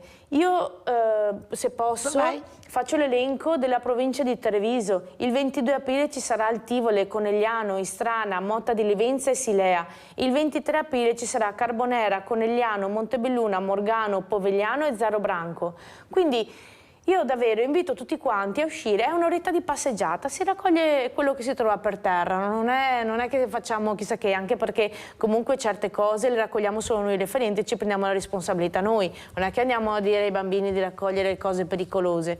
Quindi invito tutti quanti, uscite. Si sta un'ora all'aria aperta, si fa una raccolta, si raccoglie quello che si può e quello che si trova, nel senso che comunque, ripeto, le cose pericolose si lasciano lì e si fa, a Contarina si fa la segnalazione, quindi non è che andiamo a pericolo di vita. Certo. Uno degli eventi più grandi che c'è stato a Treviso, eravamo in 140 con 30 bambini, e bambini tutti piccoli, quindi invito le famiglie, ci sono dei bambini, quando io sono andata alle elementari, che dicono io voglio aiutarti, io voglio venire con te, e poi effettivamente vanno a casa, ma i genitori non li accompagnano, mentre sarebbe fantastico che quando io faccio la teoria nelle scuole, che i bambini venissero accompagnati, proprio perché c'è l'entusiasmo di insegnare questa cosa. Sentiamo come commenta la professoressa Angela Ferraro queste parole di Sara, perché veramente sono parole che toccano il cuore, perché se si fa il bene di tutti, ecco, è il bene della società, ecco, comunità attiva. Prego, professoressa. Esatto. Noi bisogna che capiamo che ci si muove insieme, che non bisogna uscire da queste barricate, da questa attribuzione sterile delle colpe. È colpa delle scuole, è colpa della famiglia, è colpa di qualcuno. Questo attribuire ad altro la responsabilità non aiuta a procedere in maniera proattiva. Non serve a nulla, si pulisce la coscienza e si chiude il discorso. Invece bisogna costruire comunità, bisogna costruire gruppo. È quello che stiamo provando a fare ed è quello che stava dicendo la signora. Perché? Perché bisogna accompagnare le iniziative, non lasciarle episodiche, ma bisogna che vengano messe a terra e capitalizzate, devono proseguire. A questo proposito però devo fare un inciso su quello che avete detto prima, non ho avuto occasione. Uno, ci sono delle scuole, ci sono delle realtà anche a curvatura sportiva in Italia, anche in Veneto, ci sono delle belle realtà scolastiche. Il problema è conoscerle, quindi dobbiamo in qualche modo trovare il modo di fare rete. Questa scuola si agevola di un patto educativo di comunità fatto da tantissime realtà associazionistiche volontarie del territorio, e questo per me è una risorsa, è la presenza dei genitori, non tutti, ma un bel gruppo di genitori che accompagna le nostre iniziative. Questo per dire che qualsiasi cosa noi vogliamo affrontare, dall'educazione ambientale allo sport, in maniera massicciamente presente a scuola, perché bisogna che la pratica sportiva venga contemplata in maniera pienamente formativa, la sinergia tra territorio, scuola e famiglia che si muovono insieme è la strada migliore, più efficace per raggiungere gli obiettivi, che sono i bambini e i ragazzi. Punto. Importantissime queste parole. Allora andiamo a vedere questo servizio a Venezia, poi voglio proprio un commento della professoressa Angela Ferrari e anche di Sara Simeonato su questa bambina che ha aggredito la maestra. Andiamo a vedere. Non credo che si debba criminalizzare nessuno, l'importante è prendere atto che queste situazioni nelle scuole, nelle classi e lì dove un numero elevato di bambini e magari più di uno che presentano questi disagi vada preso in esame attraverso appunto l'aiuto anche e il supporto anche con qualche risorsa in più. Secondo la CGIL bisognerebbe partire da questo per evitare che si verifichino ancora episodi come quello avvenuto in una scuola elementare del Veneziano, in cui una bambina ha colpito la maestra facendole perdere l'equilibrio e provocandole una lesione al ginocchio che l'ha costretta a recarsi al pronto soccorso. Ora è a casa con una prognosi di alcuni giorni. Un episodio che si inserisce nel contesto già difficile di una classe dove da tempo i genitori si lamentano dei problemi comportamentali di quest'alunna, che avrebbe improvvisi scatti di ira e violenza verbale e fisica. Le maestre hanno addirittura dovuto far sparire le forbici per evitare pericoli. I genitori avevano chiesto alla dirigente scolastica un intervento, cosa che lei sostiene di aver fatto, mettendo in campo ogni risorsa a disposizione, stravolgendo gli orari delle classi per assegnare dove possibile un insegnante ad hoc alla bambina. Anche il Comune aveva preso in carico la questione, proponendo all'affiancamento scolastico anche quello domiciliare, ma i genitori della bambina hanno rifiutato. L'episodio non fa che evidenziare una situazione di disagio da più punti di vista e che è andata peggiorando sicuramente dopo la pandemia. Abbiamo fatto ieri un incontro con l'USR riguardo gli organici e avremo moltissimi posti in deroga per quel che riguarda il sostegno e soprattutto abbiamo moltissimi insegnanti che non sono specializzati per affrontare problemi di così grande portata. Ritengo che rivedere il numero degli alunni per classe, ieri abbiamo discusso anche di questo, possa essere attraverso gli organici un aiuto in più. Professoressa, come commenta questo episodio?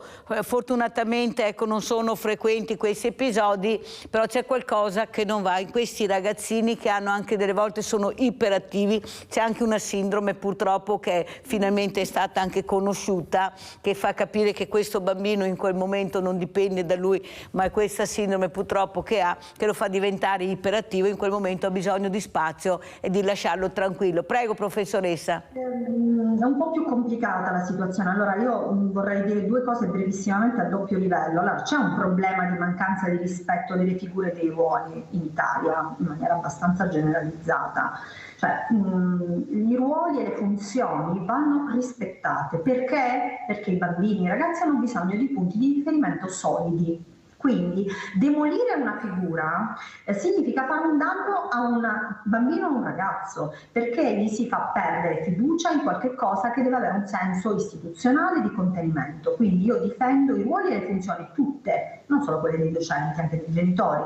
Ciascuno deve fare il proprio ruolo e ciascuno deve avere la capacità e il senso di responsabilità di fare appieno la propria funzione. Quando qualcosa non funziona, in qualche ruolo e funzione, ecco che può scatenarsi il problema. Anche io ho bambini che hanno problemi comportamentali molto gravi e fa difficoltà la scuola a fronteggiarli. Ecco perché dicevo prima, solo ed esclusivamente quando c'è una sinergia tra scuola, famiglia, territorio, servizi sociali, eccetera, eccetera, si ottengono risultati. Quando qualcuno di questi pezzi non funziona, perché non funziona bene il ruolo genitoriale, il ruolo docente o qualche altra cosa, allora si fa più difficoltà e c'è l'episodio. Ma l'episodio è la punta di un iceberg.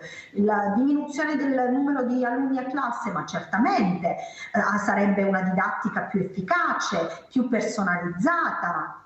Non si è ancora avuto il coraggio di mettere in campo una riforma così coraggiosa, perché è estremamente costosa. Però se si vuole raggiungere dei risultati bisogna avere il coraggio di investire in risorse e serve un quadro sinergico nell'affrontare questo tipo di problemi, perché anche io ho dei casi molto particolari che vanno ben oltre la DHD, abbiamo dei casi veramente problematici, e a volte non sappiamo proprio come affrontarli, perché il docente di sostegno è anch'esso a rischio di essere aggredito, di comportamenti improvvisi, eccetera, eccetera. Quindi sono situazioni molto difficili, c'è bisogno di un supporto istituzionale a larga gittata e di procedere insieme, perché se ognuno procede in maniera scollegata si ottiene poco.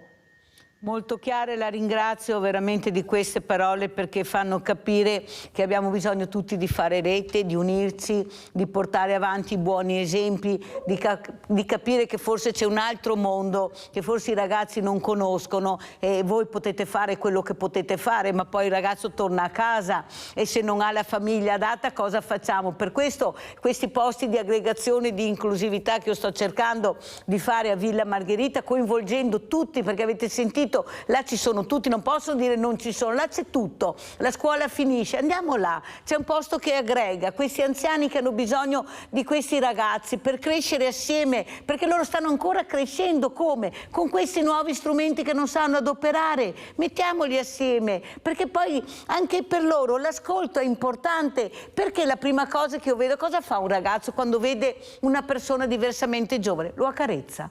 Io ho visto questo nell'RSA, quando arrivano i ragazzi delle scuole, quando vedono i nonni, la prima cosa lo abbracciano e lo accarezzano, e vedi questi occhi esplodere di gioia di questi nonni, ma non si conoscono eppure sembrano che siano tutti loro nipoti. Allora andiamo a vedere, professoressa, questo video invece che fa capire quanto bisogno c'è di aiutare. Andiamo a vedere questo servizio di Bruna, e poi anche il telefono Bruna, e sentiremo una persona con una grave malattia che però è una guerriera. Andiamo a vedere Bruna, seconda parte.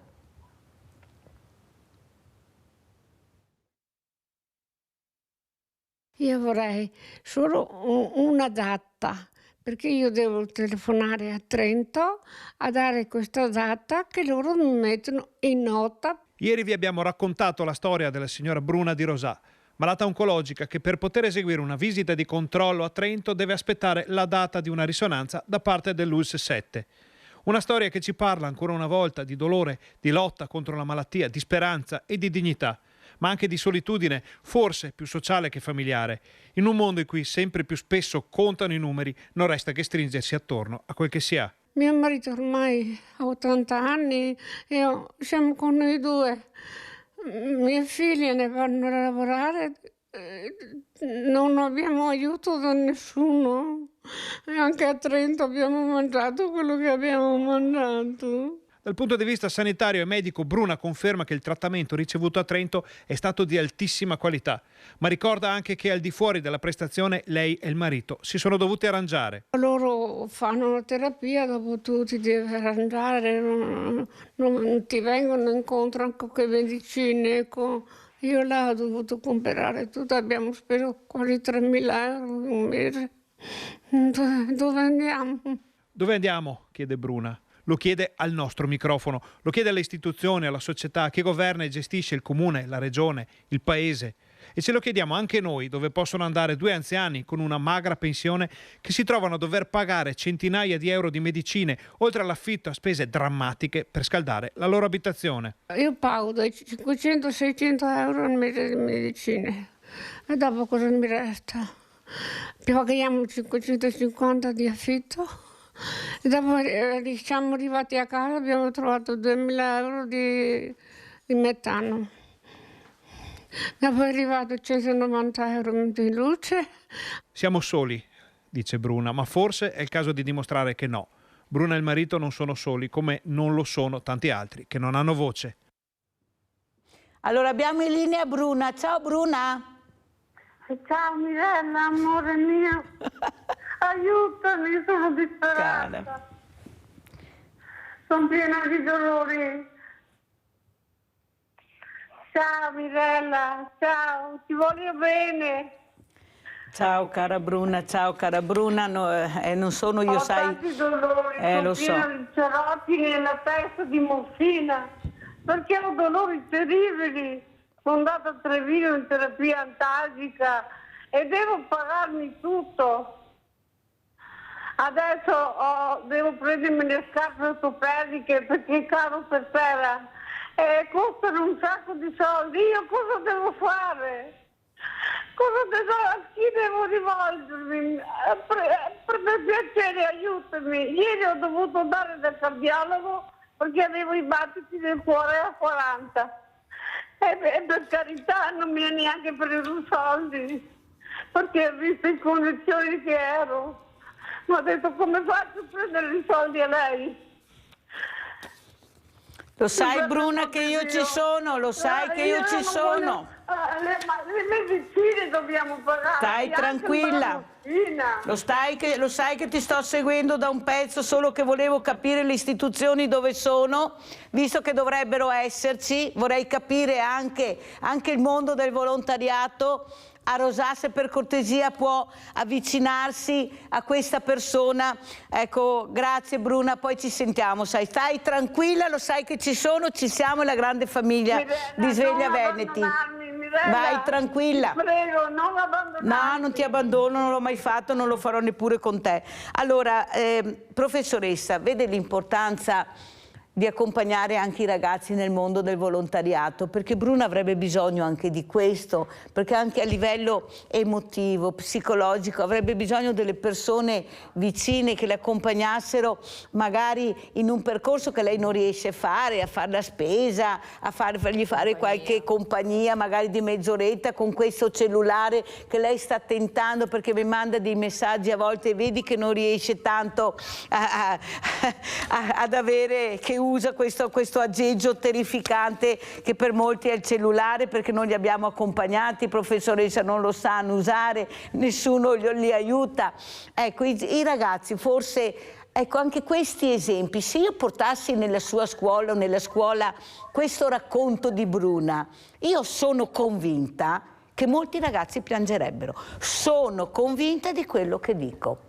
Io sono convinta che questi ragazzi, quando sentono e vedono determinate cose, riusciamo a entrare nei loro cuori, tirare fuori quella sensibilità che hanno, ma che nessuno la fa vedere, perché gli esempi quali sono? Che tutto va bene, che ci sono tutti questi aggeggi infernali a 200-300 euro, scarpe da ginnastica. Io ho un ragazzo, sto facendo un percorso, mi dice: guarda che sono tutto filmato questa mattina. Ho detto: chi se ne frega? Devi lavorare, potevi pensarci prima. A me vieni a dire che sei filmato questa mattina, sapevi che...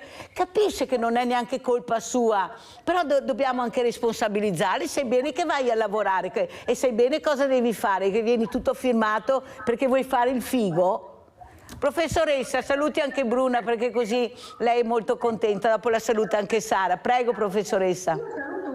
Dicendo che nella mia scuola ci sono già delle associazioni che stanno facendo, perché un'altra cosa in cui credo è in questo ponte generazionale tra gli anziani e i bambini o tra gli anziani e i giovani. Ci sono già dei progetti in corso, le letture condivise, e ne stiamo cercando di immaginare degli altri. Proprio ieri, e quindi è il prossimo obiettivo dopo la scuola e curvatura sportiva, è mettere in campo dei progetti di peer education, quello che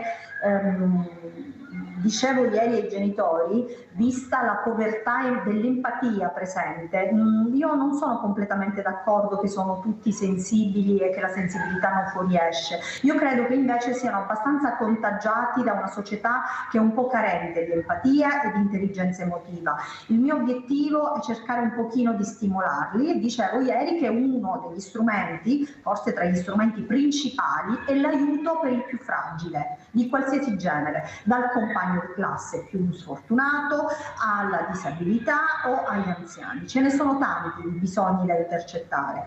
L'attività di volontariato, l'attività dell'aiuto all'altro è estremamente gratificante per il soggetto che la compie. Ecco perché ha un immenso valore educativo per i ragazzi portati a compierla. E questo sarà il prossimo progetto che in qualche modo cercheremo di mettere in campo. Un grosso progetto di peer education e di volontariato che stimoli i ragazzi, soprattutto i ragazzi di scuola media, a far emergere e sviluppare, laddove è un po' carente, l'empatia.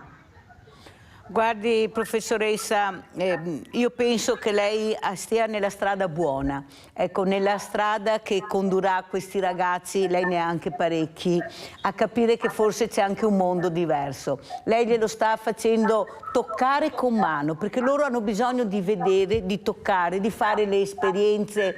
Forse abbiamo sbagliato anche noi con la lezioncina solo a scuola, invece di portare loro nel momento che si fa qualcosa a toccare con mano invece di fare la lezioncina, perché dopo un quarto d'ora non se la ricordano più, perché hanno la testa confusa, hanno tante cose. Io ieri ho sentito una ragazza che ha detto: Mirella, se mi arriva una notifica io devo vederla subito, non riesco a non vederla. Ma ho detto: ma stai scherzando? No Mirella, non riesco, devo andare a vedere subito. Ma capite che li stiamo perdendo questi? Già ne abbiamo pochi, già ne abbiamo pochi. Dicono che non ci sono nei lavori, non ci sono perché non ci sono, perché la denatalità si sta facendo vedere, non li abbiamo più. Allora quelli che abbiamo, come dice il professor Carpet, cerchiamo di curarli nella maniera giusta, cerchiamo di portarli, che abbiamo tutti gli strumenti per farlo. Ma chi se ne frega che abbiamo 7500 associazioni di volontariato se poi non riusciamo ad arrivare da Bruna,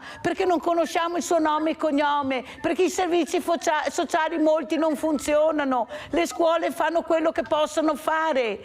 L'altro giorno un insegnante ha detto: ma Mirella, come faccio? Devo fare solo didattica? Spiegatemi come faccio, perché devo fare solo didattica. Capisci cosa vuoi dire, Sara?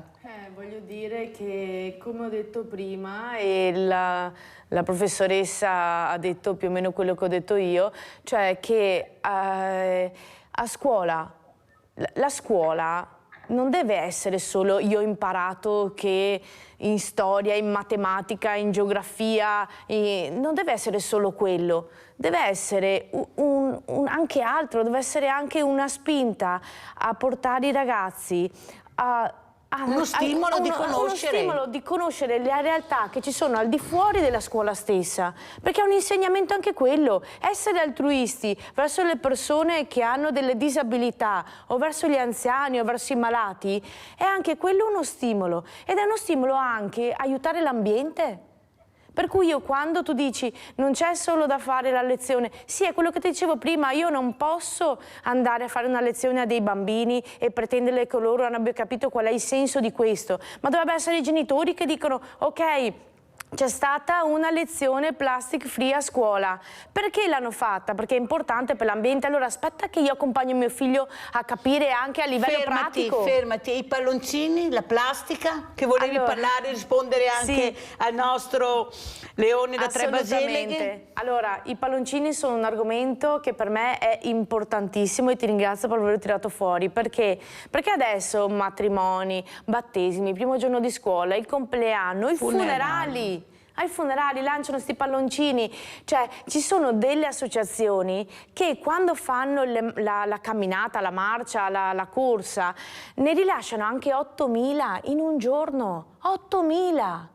E io mi sono prodigata, non dico che associazione perché non ha senso farlo, però mi sono prodigata a chiamare e a dire: signori, vi rendete conto del danno a livello ambientale che andate a fare? Perché loro poi mi dicono: vabbè, ma è biodegradabile, io non faccio danni. No, li fai, perché un prodotto biodegradabile come può essere un palloncino ci mette anche 7 anni a dissolversi, e se tu lo lasci qui può andare nel Mar Adriatico domani e può essere inghiottito nella tartaruga.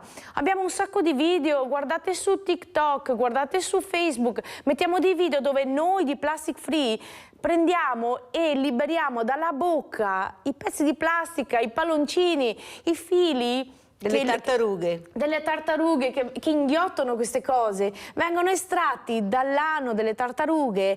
Perché? Perché si vedono che cominciano a stare male e quindi si prendono, si fanno i raggi. Noi tutte queste cose qui le facciamo con i soldi delle persone che ci donano. Ma scusa Sara, questi video li portate anche nelle scuole?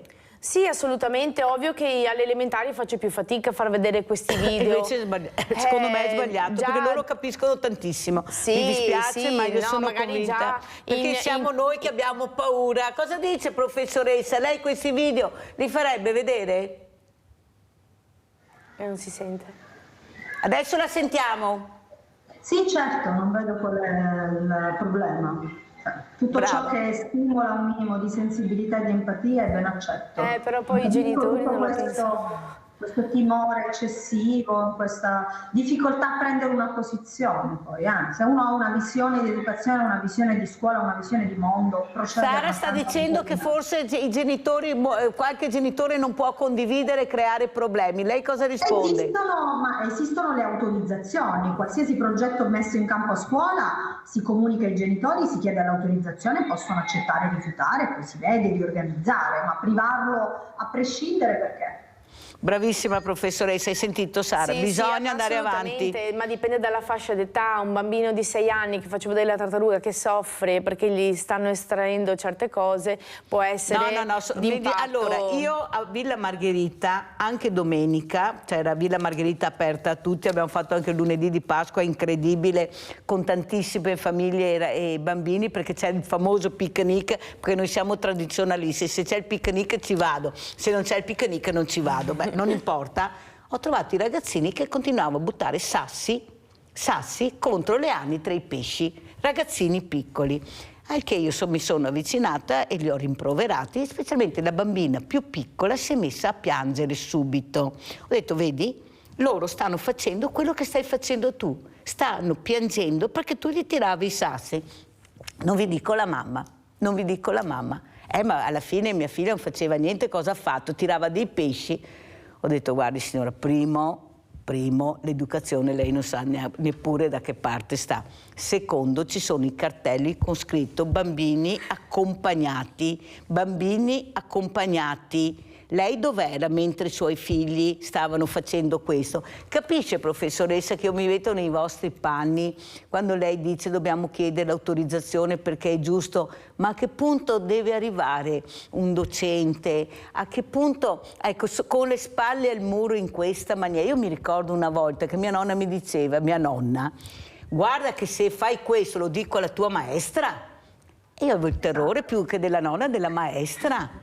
Avevo il terrore della maestra. Questa maestra, eravamo più di 30, ma bastava un'occhiata, non si muoveva nessuno. E dai con questo buonismo, e dai, adesso loro hanno il coltello dalla parte del manico. Tu non sai chi è mio padre, molti, professoressa, tu non sai chi è mio padre, questi ragazzi che sparano alla professoressa, avete visto cosa è successo? Questa professoressa che fa un insegnamento e non è condiviso, viene messa al muro. Prego, professoressa Ferraro. Esatto, bravissima, bisogna rispettare il ruolo dei docenti. I docenti non sono né tuttologi né onnipotenti né possono supplire a carenze educative dei genitori. Ognuno deve fare il suo ruolo, ognuno deve fare bene il suo ruolo e quando qualche pezzo manca nasce qualche problema. Ma è chiaro che il docente deve fare il docente. Una volta era un punto di riferimento, un modello, aveva una sua autorevolezza, perché autorità, insomma, obiettivamente è indiscutibile, ma l'autorevolezza, essere un punto di riferimento per i ragazzi è fondamentale. Non è solo è una questione che crei un contenitore solido, fatto di regole, fatto di rispetto. All'interno del contenitore puoi inserire le istanze dell'empatia, dell'ascolto, dell'aiuto e del supporto, ma quanto il contenitore regge, la relazione deve essere solida per poter reggere le altre istanze. Questo è l'obiettivo, questa è la destinazione verso cui procedere. Grazie. Allora salutiamo la professoressa Angela Ferraro, dirigente scolastica Istituto Comprensivo Coletti di Treviso. Grazie anche per il supporto che cercherà di darmi, quello che può naturalmente, però facciamo squadra, facciamo rete perché i ragazzi hanno bisogno di questo, dobbiamo ascoltarli, farli divertire, ecco, fare inclusione, questa parola che si sente poco, parliamo ancora di disabilità e non di inclusività, dobbiamo smettere di guardare queste persone con altri occhi. Questo serve Villa Margherita inclusiva. Grazie anche a Sara Simeonato, buon lavoro Sara, vedremo, fai i video, continueremo, domani manderò anche quello della tartaruga, mandaglielo anche alla professoressa Ferraro, che io sono sicura che la professoressa nella maniera giusta saprà veramente farlo visionare. Cosa dice professoressa, glielo mandiamo? Tutto, poi faccio io. Ecco, hai capito, grazie. E andiamo in pubblicità.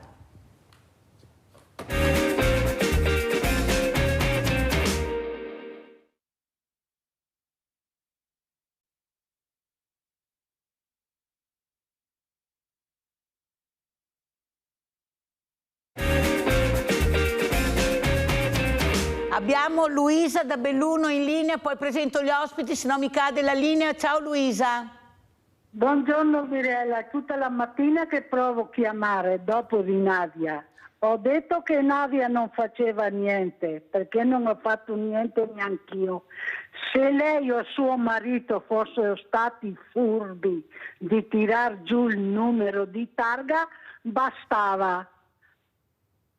E invece zero. Basta così Luisa? Cosa vuoi che ti dica Mirella? Sarebbe tante cose, ma lasciamo perdere. Lasciamo perdere. Come si vive a Belluno? Ah, cara, male. Ecco. Perché per una impegnativa ci ho messo più di 20 giorni perché il dottore me lo facesse. Ho telefonato al distretto, il distretto ha telefonato al dottore, il dottore ha risposto, ma ha chiamato ieri mattina. Allora ho detto lasciamo perdere. Ieri mattina chiama mio figlio era a me che lavorava, dice vieni a prendere l'impegnativa di tua mamma, ma passi davanti a casa, fai fatica a portargliela. Niente, ieri sera torna a telefonare a mio figlio, va a prenderla, se fa retromarcia, la macchina, ha demolito la macchina. Ecco, per l'impegnativa.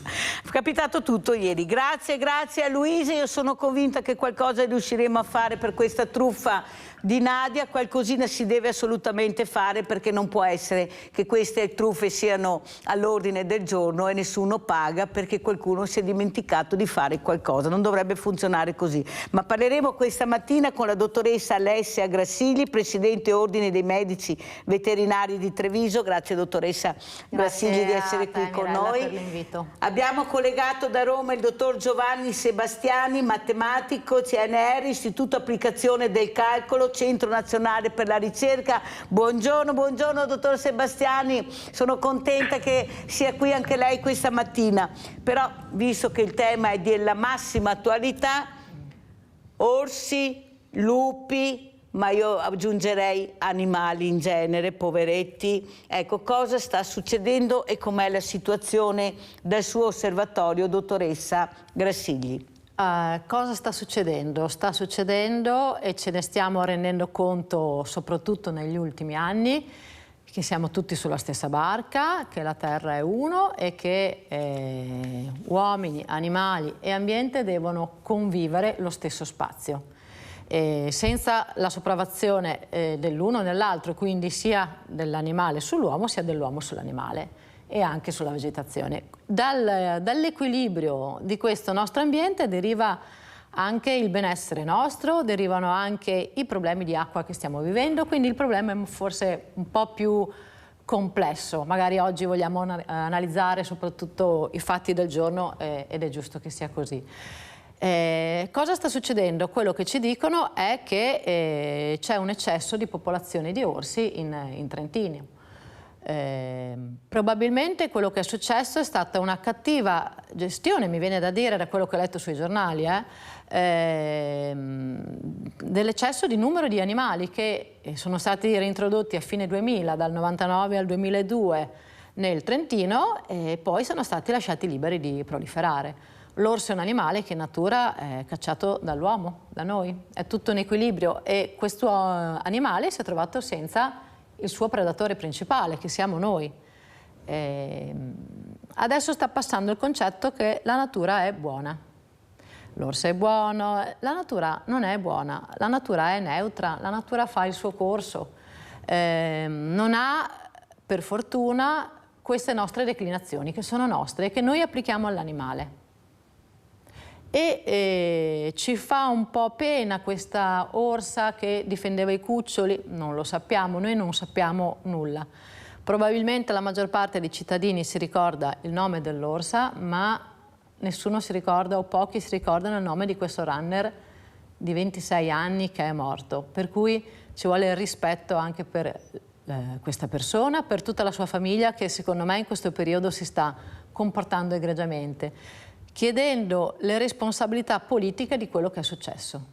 Che il problema non è il singolo attacco, ma perché è avvenuto. Perché ci siamo trovati nelle condizioni di un progetto che doveva prevedere fino a 40-60 orsi in quella zona e ce ne troviamo 110.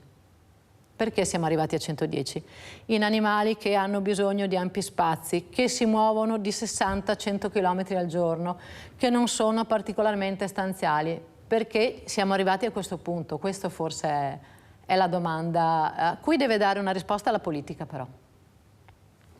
Allora, io farei intervenire anche il dottor Giovanni Sebastiani, matematico, esperto di numeri, ma dottor Sebastiani, i numeri sono chiari.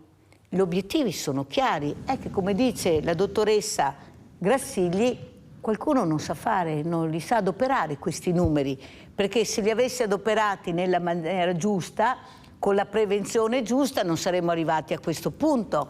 Invece qui in Italia tutti fanno tutto, poi alla fine chi paga è il povero runner, è la famiglia, è il bambino, è l'anziano, come abbiamo sentito in questa trasmissione, ma i numeri sono i numeri. Perché non vengono mai ascoltati gli esperti invece? Perché la politica arriva sempre a gamba tesa dappertutto e diventano tutti tuttologi e non conoscono i problemi? Lei i problemi li risolvi con i calcoli, forse dovrebbero venire un po' a scuola, rifare i calcoli, ripetere i problemi. Prego, professor Sebastiani, com'è la sua situazione? Ecco, l'informatica ad esempio, perché noi parliamo molto di informatica, ma c'è l'informatica, abbiamo anche le persone esperte, prego. Certamente, prima di tutto mi lasci salutare lei, il suo staff, l'altro ospite e tutti gli amici che ho in Veneto, ho molti amici nella vostra regione, ma come diceva prima l'altro ospite, il problema è complesso, diciamo. Adesso noi lo stiamo analizzando da un certo punto di vista. Premetto che mi sento molto vicino a questa famiglia perché sono io stesso un runner. Io sto adesso intervenendo da un paesetto al confine tra Lazio e Abruzzo a 700 metri. Qui non abbiamo gli orsi, almeno non qui al Parco Nazionale, sì, però abbiamo i lupi. E, non lo dica molto forte che glieli fanno arrivare anche l'assi, no, non lo dica forte, professore. No, però diciamo che volevo mettere in evidenza un aspetto che è in relazione appunto all'affermazione dell'altro ospite, che il problema è complesso. Io personalmente, se le dovessi dire, ho molta più paura dei cacciatori che dei lupi, diciamo, perché per i lupi ho uno spray, ho un coltello. Cacciatore, se mi arriva una pallottola non so cosa fare. Questo solo per dire che il problema esiste lì in quello specifico territorio, perché come ha messo bene in evidenza l'altro ospite c'è stata una certa fase una spinta per riaumentare il numero di esemplari di questa specie degli orsi, che come diceva giustamente non sono né buoni né cattivi, fanno la loro vita, sono in un certo punto delle varie specie e quindi loro hanno delle loro abitudini e sottostanno a certe leggi alle quali dobbiamo sottostare anche noi, non possiamo escluderle. Allora, per tornare alla sua domanda specifica, dopo questa premessa che spero non sia lunga ma secondo me è utile, sì, la risposta è affermativa e mi piacerebbe collegarmi anche al discorso che ho sentito prima nell'ultima parte sulla educazione, diciamo, perché indubbiamente uno può agire a livello normativo, diciamo, no? Ma anche sull'educazione di chi poi queste norme le applica, soprattutto. Prima di tutto le sviluppa e poi le applica, diciamo. E noi purtroppo come scienziati siamo un po' messi da parte. Adesso, per quanto concerne l'ultima grande evento, no? Diciamo globale, che è immediatamente diciamo, segue quello del cambiamento climatico, che ha anche esso stesso un'influenza per quanto riguarda questi stessi problemi specifici di cui stiamo parlando oggi.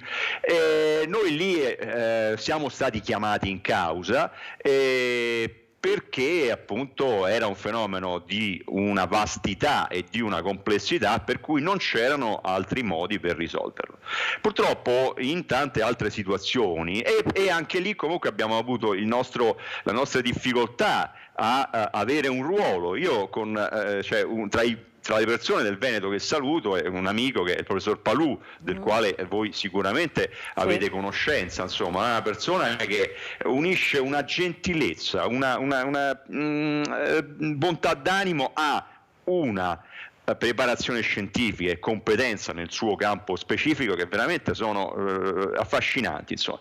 E appunto dicevo che col professor Palù noi abbiamo sviluppato un metodo all'inizio della campagna vaccinale per ottimizzare appunto la campagna vaccinale, che aveva due obiettivi essenzialmente: quello di diminuire i danni a breve termine che soprattutto colpivano la popolazione anziana e i fragili, ed anche quello di limitare la diffusione del virus.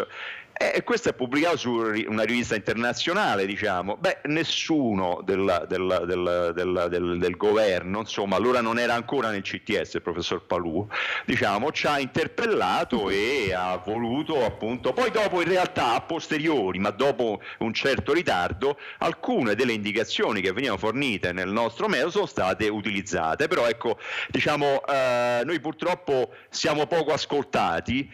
Questo dipende anche dalla scarsa conoscenza scientifica della popolazione generale in Italia, diciamo. Io a questo scopo, in particolare per la mia disciplina, la matematica, ho scritto un libro, e tengo a precisare che non faccio qui pubblicità perché ho devoluto tutto a Medici Senza Frontiere, il mio provento. Bravo dottore. E per la diffusione della matematica, diciamo, che nel nostro paese, e soprattutto anche per evitare questa polarizzazione che c'è in generale nella società moderna, no? Adesso questo è un dibattito in cui, grazie al cielo, si può parlare, si possono scambiare delle idee, ma questa è l'eccezione. Se lei accende la TV a caso su uno di questi talk show, è un pollaio in cui questi galli si azzuffano, e alla fine chi segue non ci capisce niente. Ma perché lo fanno? Non è che appunto le persone che fanno queste scelte sono stupide, lo fanno perché alla popolazione piace questo essere cruenti, scambiarsi accuse, però non è la maniera per risolvere i problemi. Allora, in questo caso specifico, torniamo al problema qui si tratta di andare a vedere come si è evoluta questa popolazione, quali sono le loro caratteristiche, qual è il loro libero cammino medio giornaliero. Anche per i lupi è molto grande, fanno 100 chilometri, possono fare a notte per cacciare, insomma, no? E invece quali sono le esigenze della popolazione? Io, insomma, ci vado a correre in montagna, però tengo anche alla mia salute, a rimanere vivo e a rimanere vivo bene, diciamo, no? E allora bisognerebbe dare più ascolto appunto agli scienziati e non partire da preconcetti in generale. Questo nel libro lo scrivo, insomma, il libro si intitola 24 ore con un matematico. Ripeto, la mia è più che altro una crociata per la matematica. Lunedì scorso ho organizzato un incontro al CNR, di cui quest'anno ricorre il centenario della fondazione. Io appartengo a un istituto della matematica del CNR, e si chiamava Volterra incontra Volterra. C'è un liceo scientifico a Ciampino, vicino Roma, che si intitola Vito Volterra, fondatore del CNR proprio. Allora ho portato questi ragazzi al CNR, gli ho fatto vedere una mostra su questa persona, e loro hanno presentato dei racconti. I ragazzi, tornando al discorso di prima, ma in generale la popolazione, bisogna coinvolgerli, non solo farli partecipi della notizia, ma renderli attivi. Finalmente, dottor Sebastiani, bisogna coinvolgerli. Ma perché questi ragazzi li vedo soprattutto in quelle associazioni che si occupano di animali? Come mai? Vi siete posti la domanda? Perché hanno una certa sensibilità. Allora cercano di portare questa sensibilità a quello che per loro è il loro amico, che è l'animale, quello che gli è rimasto. Cosa dice, dottoressa Grassigli? Sicuramente i ragazzi, i giovani si avvicinano agli animali, che magari hanno in casa, e quindi così per osmosi è più facile avvicinarsi a un'associazione animalista che ad altre questioni. Il problema forse è dare un'occhiata a più ampio spettro al mondo animale, perché ricollegandomi a quello che diceva il professore, noi ci troviamo in mezzo a un derby costante in cui ho due polli e in questa situazione non c'è spazio per lasciare parola molto all'ISPRA, che invece qua ha avuto spazio per fortuna, agli zoologi, agli etologi, a chi di professione fa questo. E se noi lasciamo che le persone si possano scambiare insulti, perché alla fine non sono più opinioni ma insulti, senza avere una guida, senza avere qualche nozione condivisa dagli esperti, arriviamo a queste guerre tra bande, portando in confusione proprio i ragazzi di cui lei parlava e che magari si avvicinano a questo mondo con un altro spirito, ma avendone una visione molto romantica, che in realtà così non è nella visione, in un'ottica più generale. E bisognerebbe proprio informare sia i giovani ma sia tutta la popolazione di tutte le fasi, e che le opinioni sono ben accolte da parte di tutti quanti, però se ci sono delle decisioni da prendere, che siano gli esperti in materia, sia in questa come in altre situazioni. La ringrazio di aver detto questo, dottoressa Grassigli, perché è quello che si dovrebbe fare, ascoltare gli esperti, come ha detto il professor Sebastiani. Ma di cosa stiamo parlando? Ascoltateci, abbiamo messo a punto dei progetti importanti, almeno abbiate la cura di cercare di leggerli con qualcuno competente, perché mi scusi professor Sebastiani, ma da quello che si dice in politica e si sente, non tutti perché non voglio sparare nel mucchio, l'incompetenza regna sovrana. Il problema è che questo incompetente diventa anche tuttologo, anche dello stupido a chi veramente sa.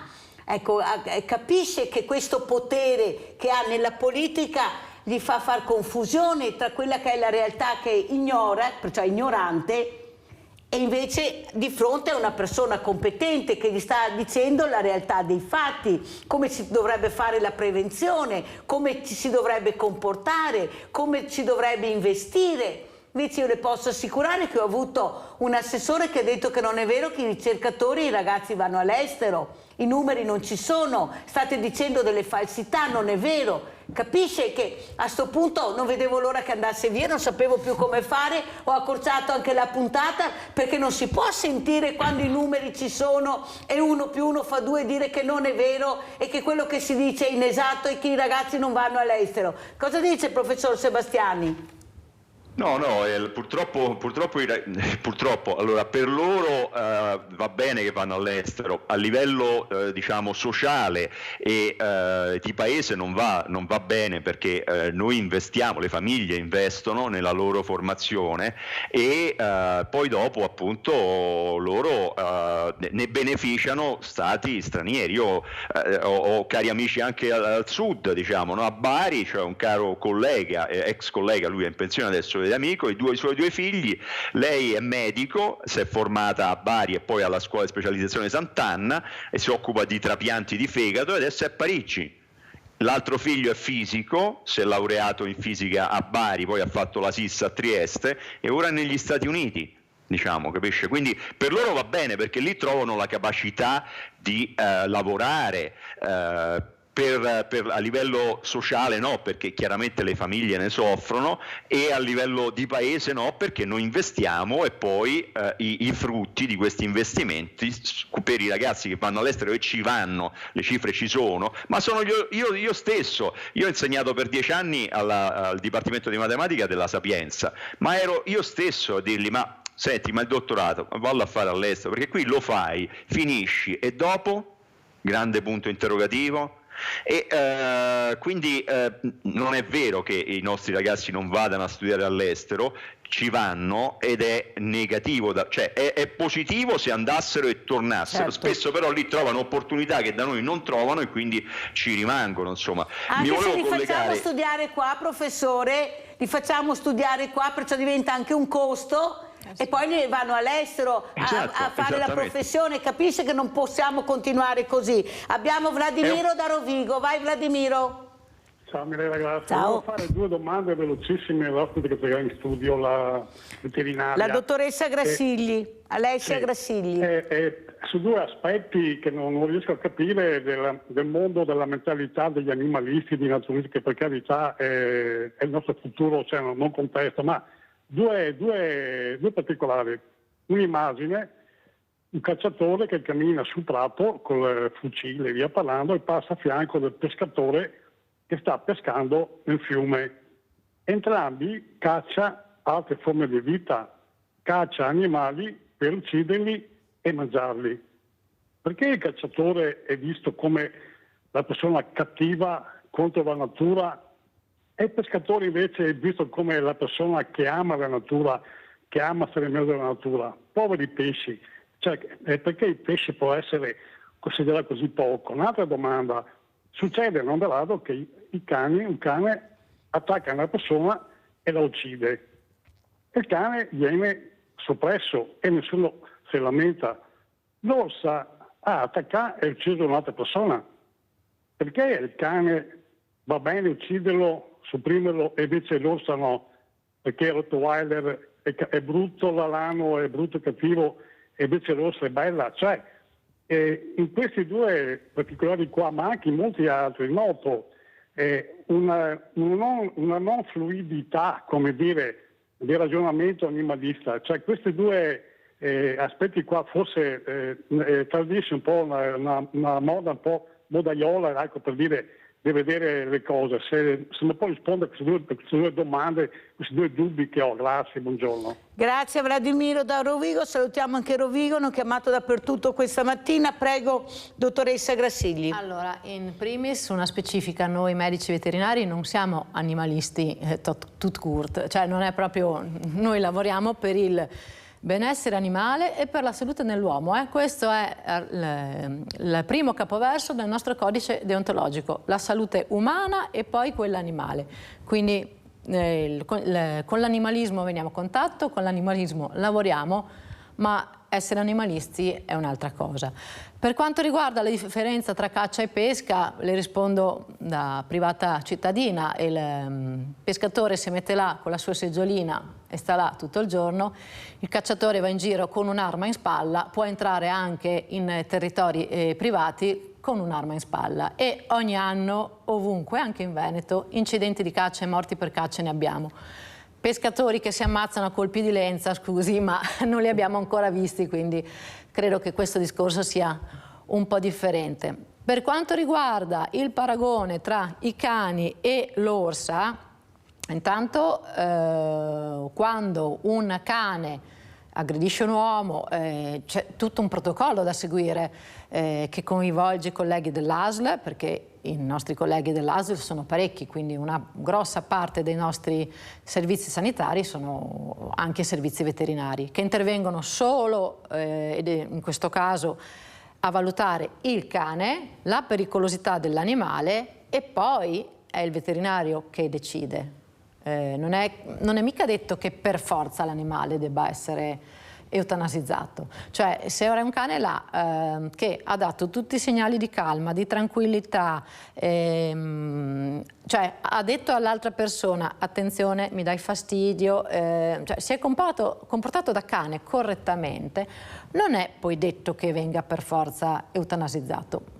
Molto probabilmente sì, perché è diventato pericoloso, perché il proprietario non si fida più, però c'è tutto un meccanismo e c'è una tutela. Se non è che va là e si uccide, ecco, no, avete capito? C'è proprio un percorso e oltre alla laurea ci vuole una specializzazione triennale in comportamento, non è che si arriva là e si dà un colpo. Se passa questo messaggio è un messaggio fuorviante e sbagliato.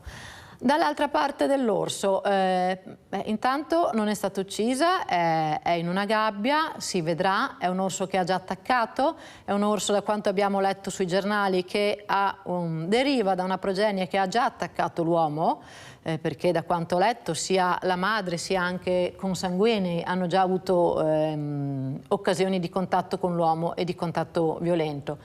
Sarà il TAR a decidere in questo caso. Scusi dottoressa, lei prima mi ha spiegato che l'orso sloveno non è l'orso comune che noi conosciamo, è un altro orso, è più aggressivo o sbaglio? L'orso sloveno è quello che è stato deciso di importare, è probabilmente più aggressivo dall'orso che viveva qua una volta. Sicuramente in questo aspetto gli etologi ce lo dicono. Dopodiché parliamo di un'orsa che aveva 2 cuccioli, però adulti, cioè questi cuccioli ma 2 anni, quindi già autonomi, a quanto possiamo leggere sui giornali.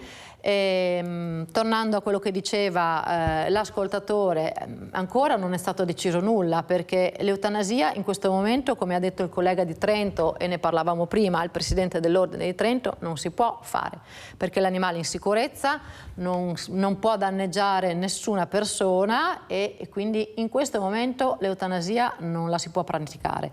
Ne aveva parlato qualcuno del Consiglio provinciale di Trento, mi sembra il dottor Fugatti o qualcuno dei suoi collaboratori, ma non può essere la provincia di Trento a decidere un'eutanasia in questo caso. Molto chiara, dottoressa. Abbiamo Giusy in linea. Ciao Giusy.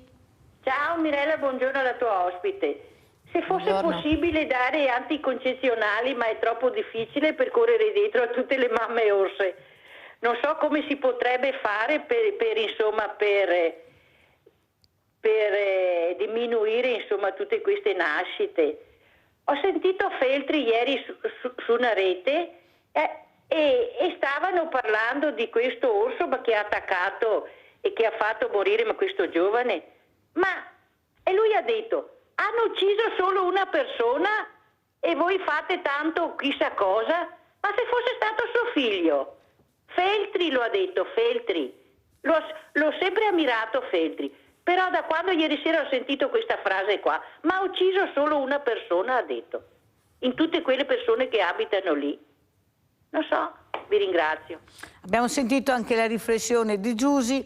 Professor Sebastiano, prego. Si può dire, quando l'orso si avvicina così all'uomo, cosa significa? Che l'orso è un animale pigro e trova cibo facilmente. Il Trentino, da quanto abbiamo visto e abbiamo letto, non è rifornito di dei contenitori per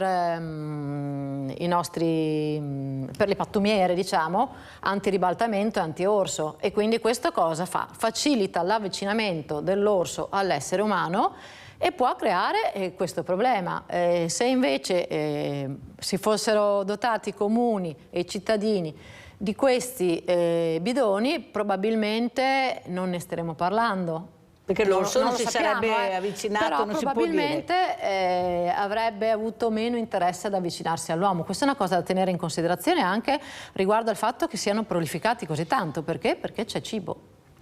Sì, anche perché noi non facciamo prevenzione, perché giustamente io ho avuto anche il dottor Romeo che si occupa di cambiamento maschile e lui era un po' scandalizzato, ha detto parliamo dell'orso e non parliamo di tutti i femminicidi fatti dall'uomo, ecco, di un altro orso, un orso a 2 gambe che però sembra che a nessuno interessi. Per carità, io capisco che c'è questo problema, ma se penso all'orso uomo, quello che ha fatto tutti i femminicidi, come diceva anche il professor Sebastiani, ho più paura del cacciatore che del lupo. Tanto è vero che noi abbiamo un cacciatore che ha ucciso una persona, perché è un cacciatore, e non si sa neppure chi è, sta girando tranquillamente per i boschi. È successo qualche mese fa. È successo poco tempo fa, l'ha detto anche il consigliere Zanoni che ho avuto ospite in regione, ha detto non sappiamo ancora, eppure sta girando tranquillamente, ma nessuno se ne preoccupa. Allora la mia domanda è, professor Sebastiani, lei è l'Istituto Applicazione del Calcolo, ma mi sembra che in Parlamento abbiamo tanti commercialisti, dovrebbero far sapere e capire che i numeri e darceli giusti, ma i conti non tornano mai, forse dovrebbero fare altri esami, eppure abbiamo degli esperti, abbiamo dei matematici, abbiamo questo Istituto Applicazione del Calcolo che addirittura non viene neanche preso in considerazione, l'ha detto lei tranquillamente prima, eppure ci stiamo lavorando, investiamo su questo. Prego.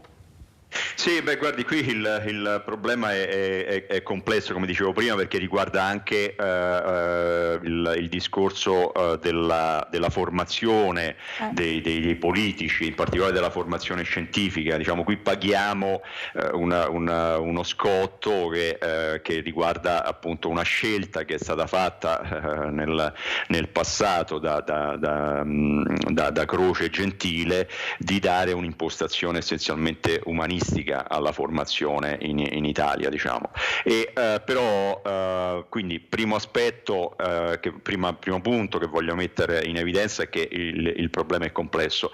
Poi rispondo alla sua domanda, volevo sottolineare che non voglio criminalizzare i cacciatori, cioè in relazione all'intervento che ha fatto la persona prima, del quale apprezzo il fatto che lui diceva essenzialmente tutti gli animali sono uguali, no? Se muore un pesce o muore un orso, uno dovrebbe avere la stessa sensazione. Al tempo stesso bisogna riconoscere, è legato a quello che ho detto prima, ma anche a quello che ha detto la dottoressa prima, che purtroppo capita che per errore un cacciatore uccida delle persone, non perché lo voglia fare, ma perché succedono gli errori. L'errore di un pescatore non ha queste conseguenze, l'errore di un cacciatore lo ha.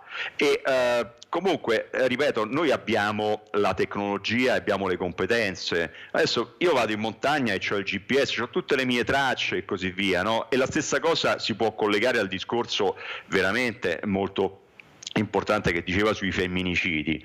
Oggi, se uno vuole un essere che si muove, è seguito con una precisione di 5-10 metri. Capisce? Allora, questo orso in particolare lì, io da quello che ho sentito negli ultimi tempi non era più tracciabile, così come dovrebbero essere tracciabili, ma in maniera sicura, e mi allaccio a questo ultimo caso di questo russo che è scappato, le persone che sono, tra virgolette, o pericolose o degne di attenzione. E a questo riguardo mi collego al discorso che faceva sui femminicidi. Diciamo, allora, questi braccialetti elettronici, mi dispiace tanto, ma è un problema di prevenzione. Non è qui, da un certo punto di vista siamo troppo garantisti. Ci sono delle situazioni in cui il garantismo va bene, delle altre no. Noi abbiamo questo numero 3 che ricorre in 2 situazioni.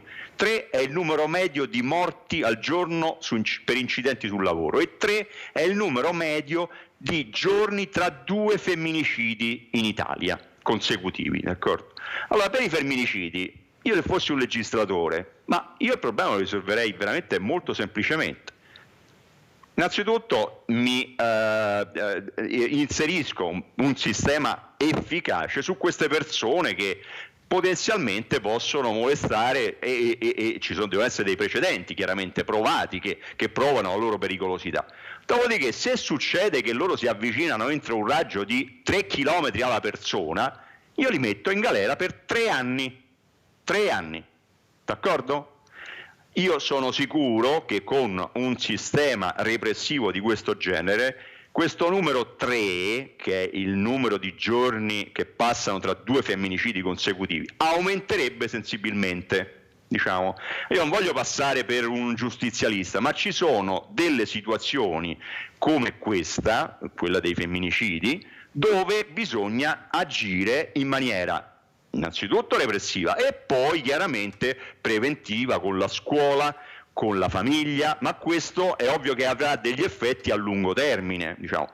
Quindi per tornare al discorso, alla sua domanda, diciamo, ci sono diversi aspetti. Uno, bisogna educare le persone, che è quello fondamentale. Quando c'è un problema urgente, però, bisogna trovare delle misure in modo rapido, diciamo, no? Che abbiamo fatto col Covid, la mascherina, e per 2 mesi abbiamo abbattuto l'incidenza. Certo, non possiamo vivere tutta la vita con la mascherina, però fatemi aprire una parentesi su questo. Recentemente, adesso il 30 aprile, decaderà l'obbligo di indossare la mascherina negli ospedali, no? E ho sentito a livello ministeriale sentir dire che oramai l'obbligo negli ospedali è anacronistico.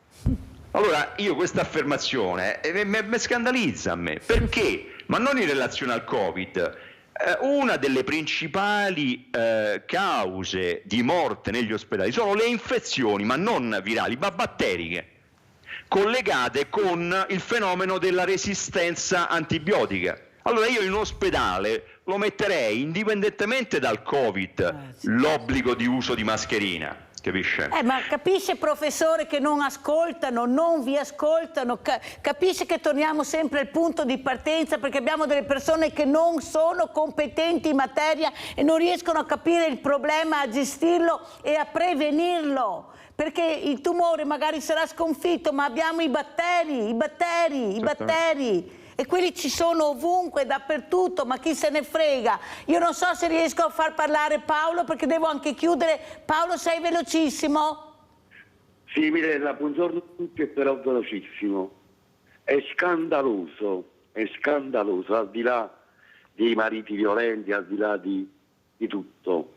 Hanno dato la notizia ieri che sembrava che fosse un boss della mafia. L'hanno catturato, l'hanno prigionato. Eutanasia, ammazziamolo, ma diciamo a questa gente anche di non vivere in posti dove la natura è prevista questo. Vedere mossi in natura è un qualcosa di straordinario, ovviamente non lo vorrei vedere vicino a casa noi abbiamo mia. fatto i centri commerciali dove dovrebbero esserci questi animali. Paolo, devo proprio chiudere, devo salutare gli ospiti, ma la telefonata è stata compresa, ti ringrazio di quello che hai detto. Salutiamo tantissimo il professor Giovanni Sebastiani, matematico, CNR, Istituto Applicazioni del Calcolo, Centro Nazionale di Ricerca. Qualcuno ascolti, guardate che li abbiamo, questi esperti, questi scienziati. Salutiamo anche la dottoressa Alessia Grassigli, Presidente Ordine dei Medici Veterinari di Treviso. La inviteremo ancora, dottoressa, se avrà piacere di venire, come il professor Sebastiani. Come ci saluta? Un minuto, dottoressa. Impariamo tutti a fare un passo indietro e giustamente avere la nostra opinione e rimodularla dopo aver ascoltato, qualsiasi sia l'ambito, gli esperti. Questo è l'augurio che faccio a tutti noi, anche a me. Ecco, perché giustamente se vogliamo andare avanti dobbiamo fare prevenzione, ma con gli esperti, ecco, e la politica qualche volta dovrebbe fare un passo indietro e se non altro ascoltare gli esperti che li abbiamo, pagare le persone giuste che ci sono. Grazie, grazie anche alla dottoressa Alessia Grassigli. Andiamo a sentire e a vedere la posta di Mirella.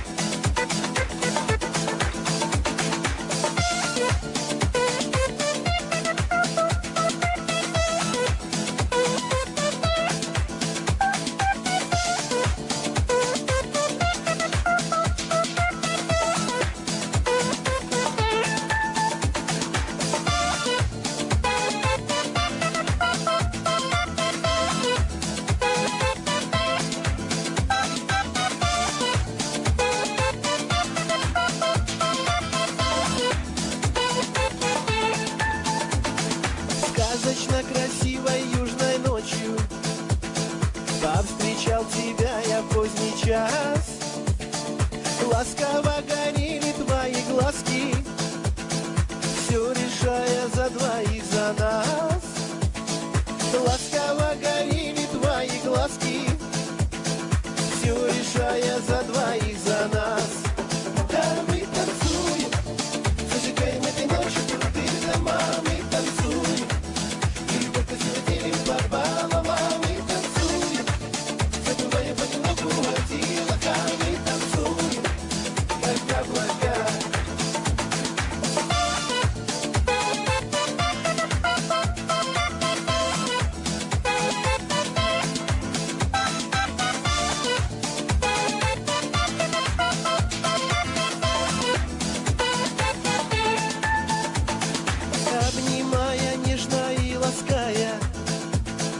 Танцевали страстно до утра, и поверить оба мы пытались.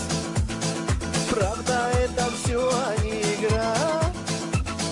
И поверить оба мы пытались. Правда, это все, а не игра. А мы танцуем, зажигаем этой ночью тут и там, а мы танцуем. И любовь красиво делим пополам, мы танцуем, забывая понемногу о делах, а мы танцуем, как облака.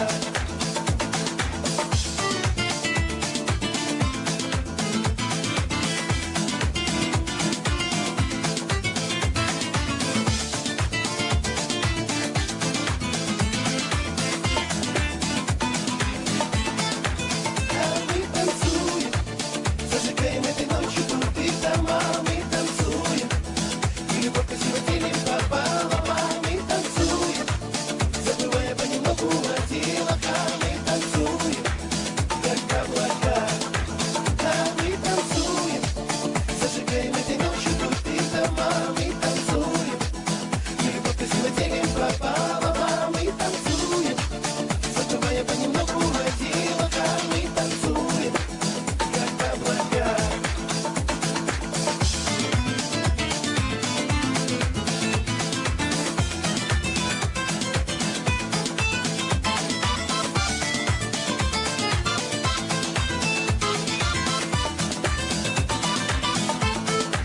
А мы танцуем, зажигаем этой ночью тут и там, а мы танцуем. И любовь красиво делим пополам, а мы танцуем, забывая понемногу о делах, а мы танцуем, как облака.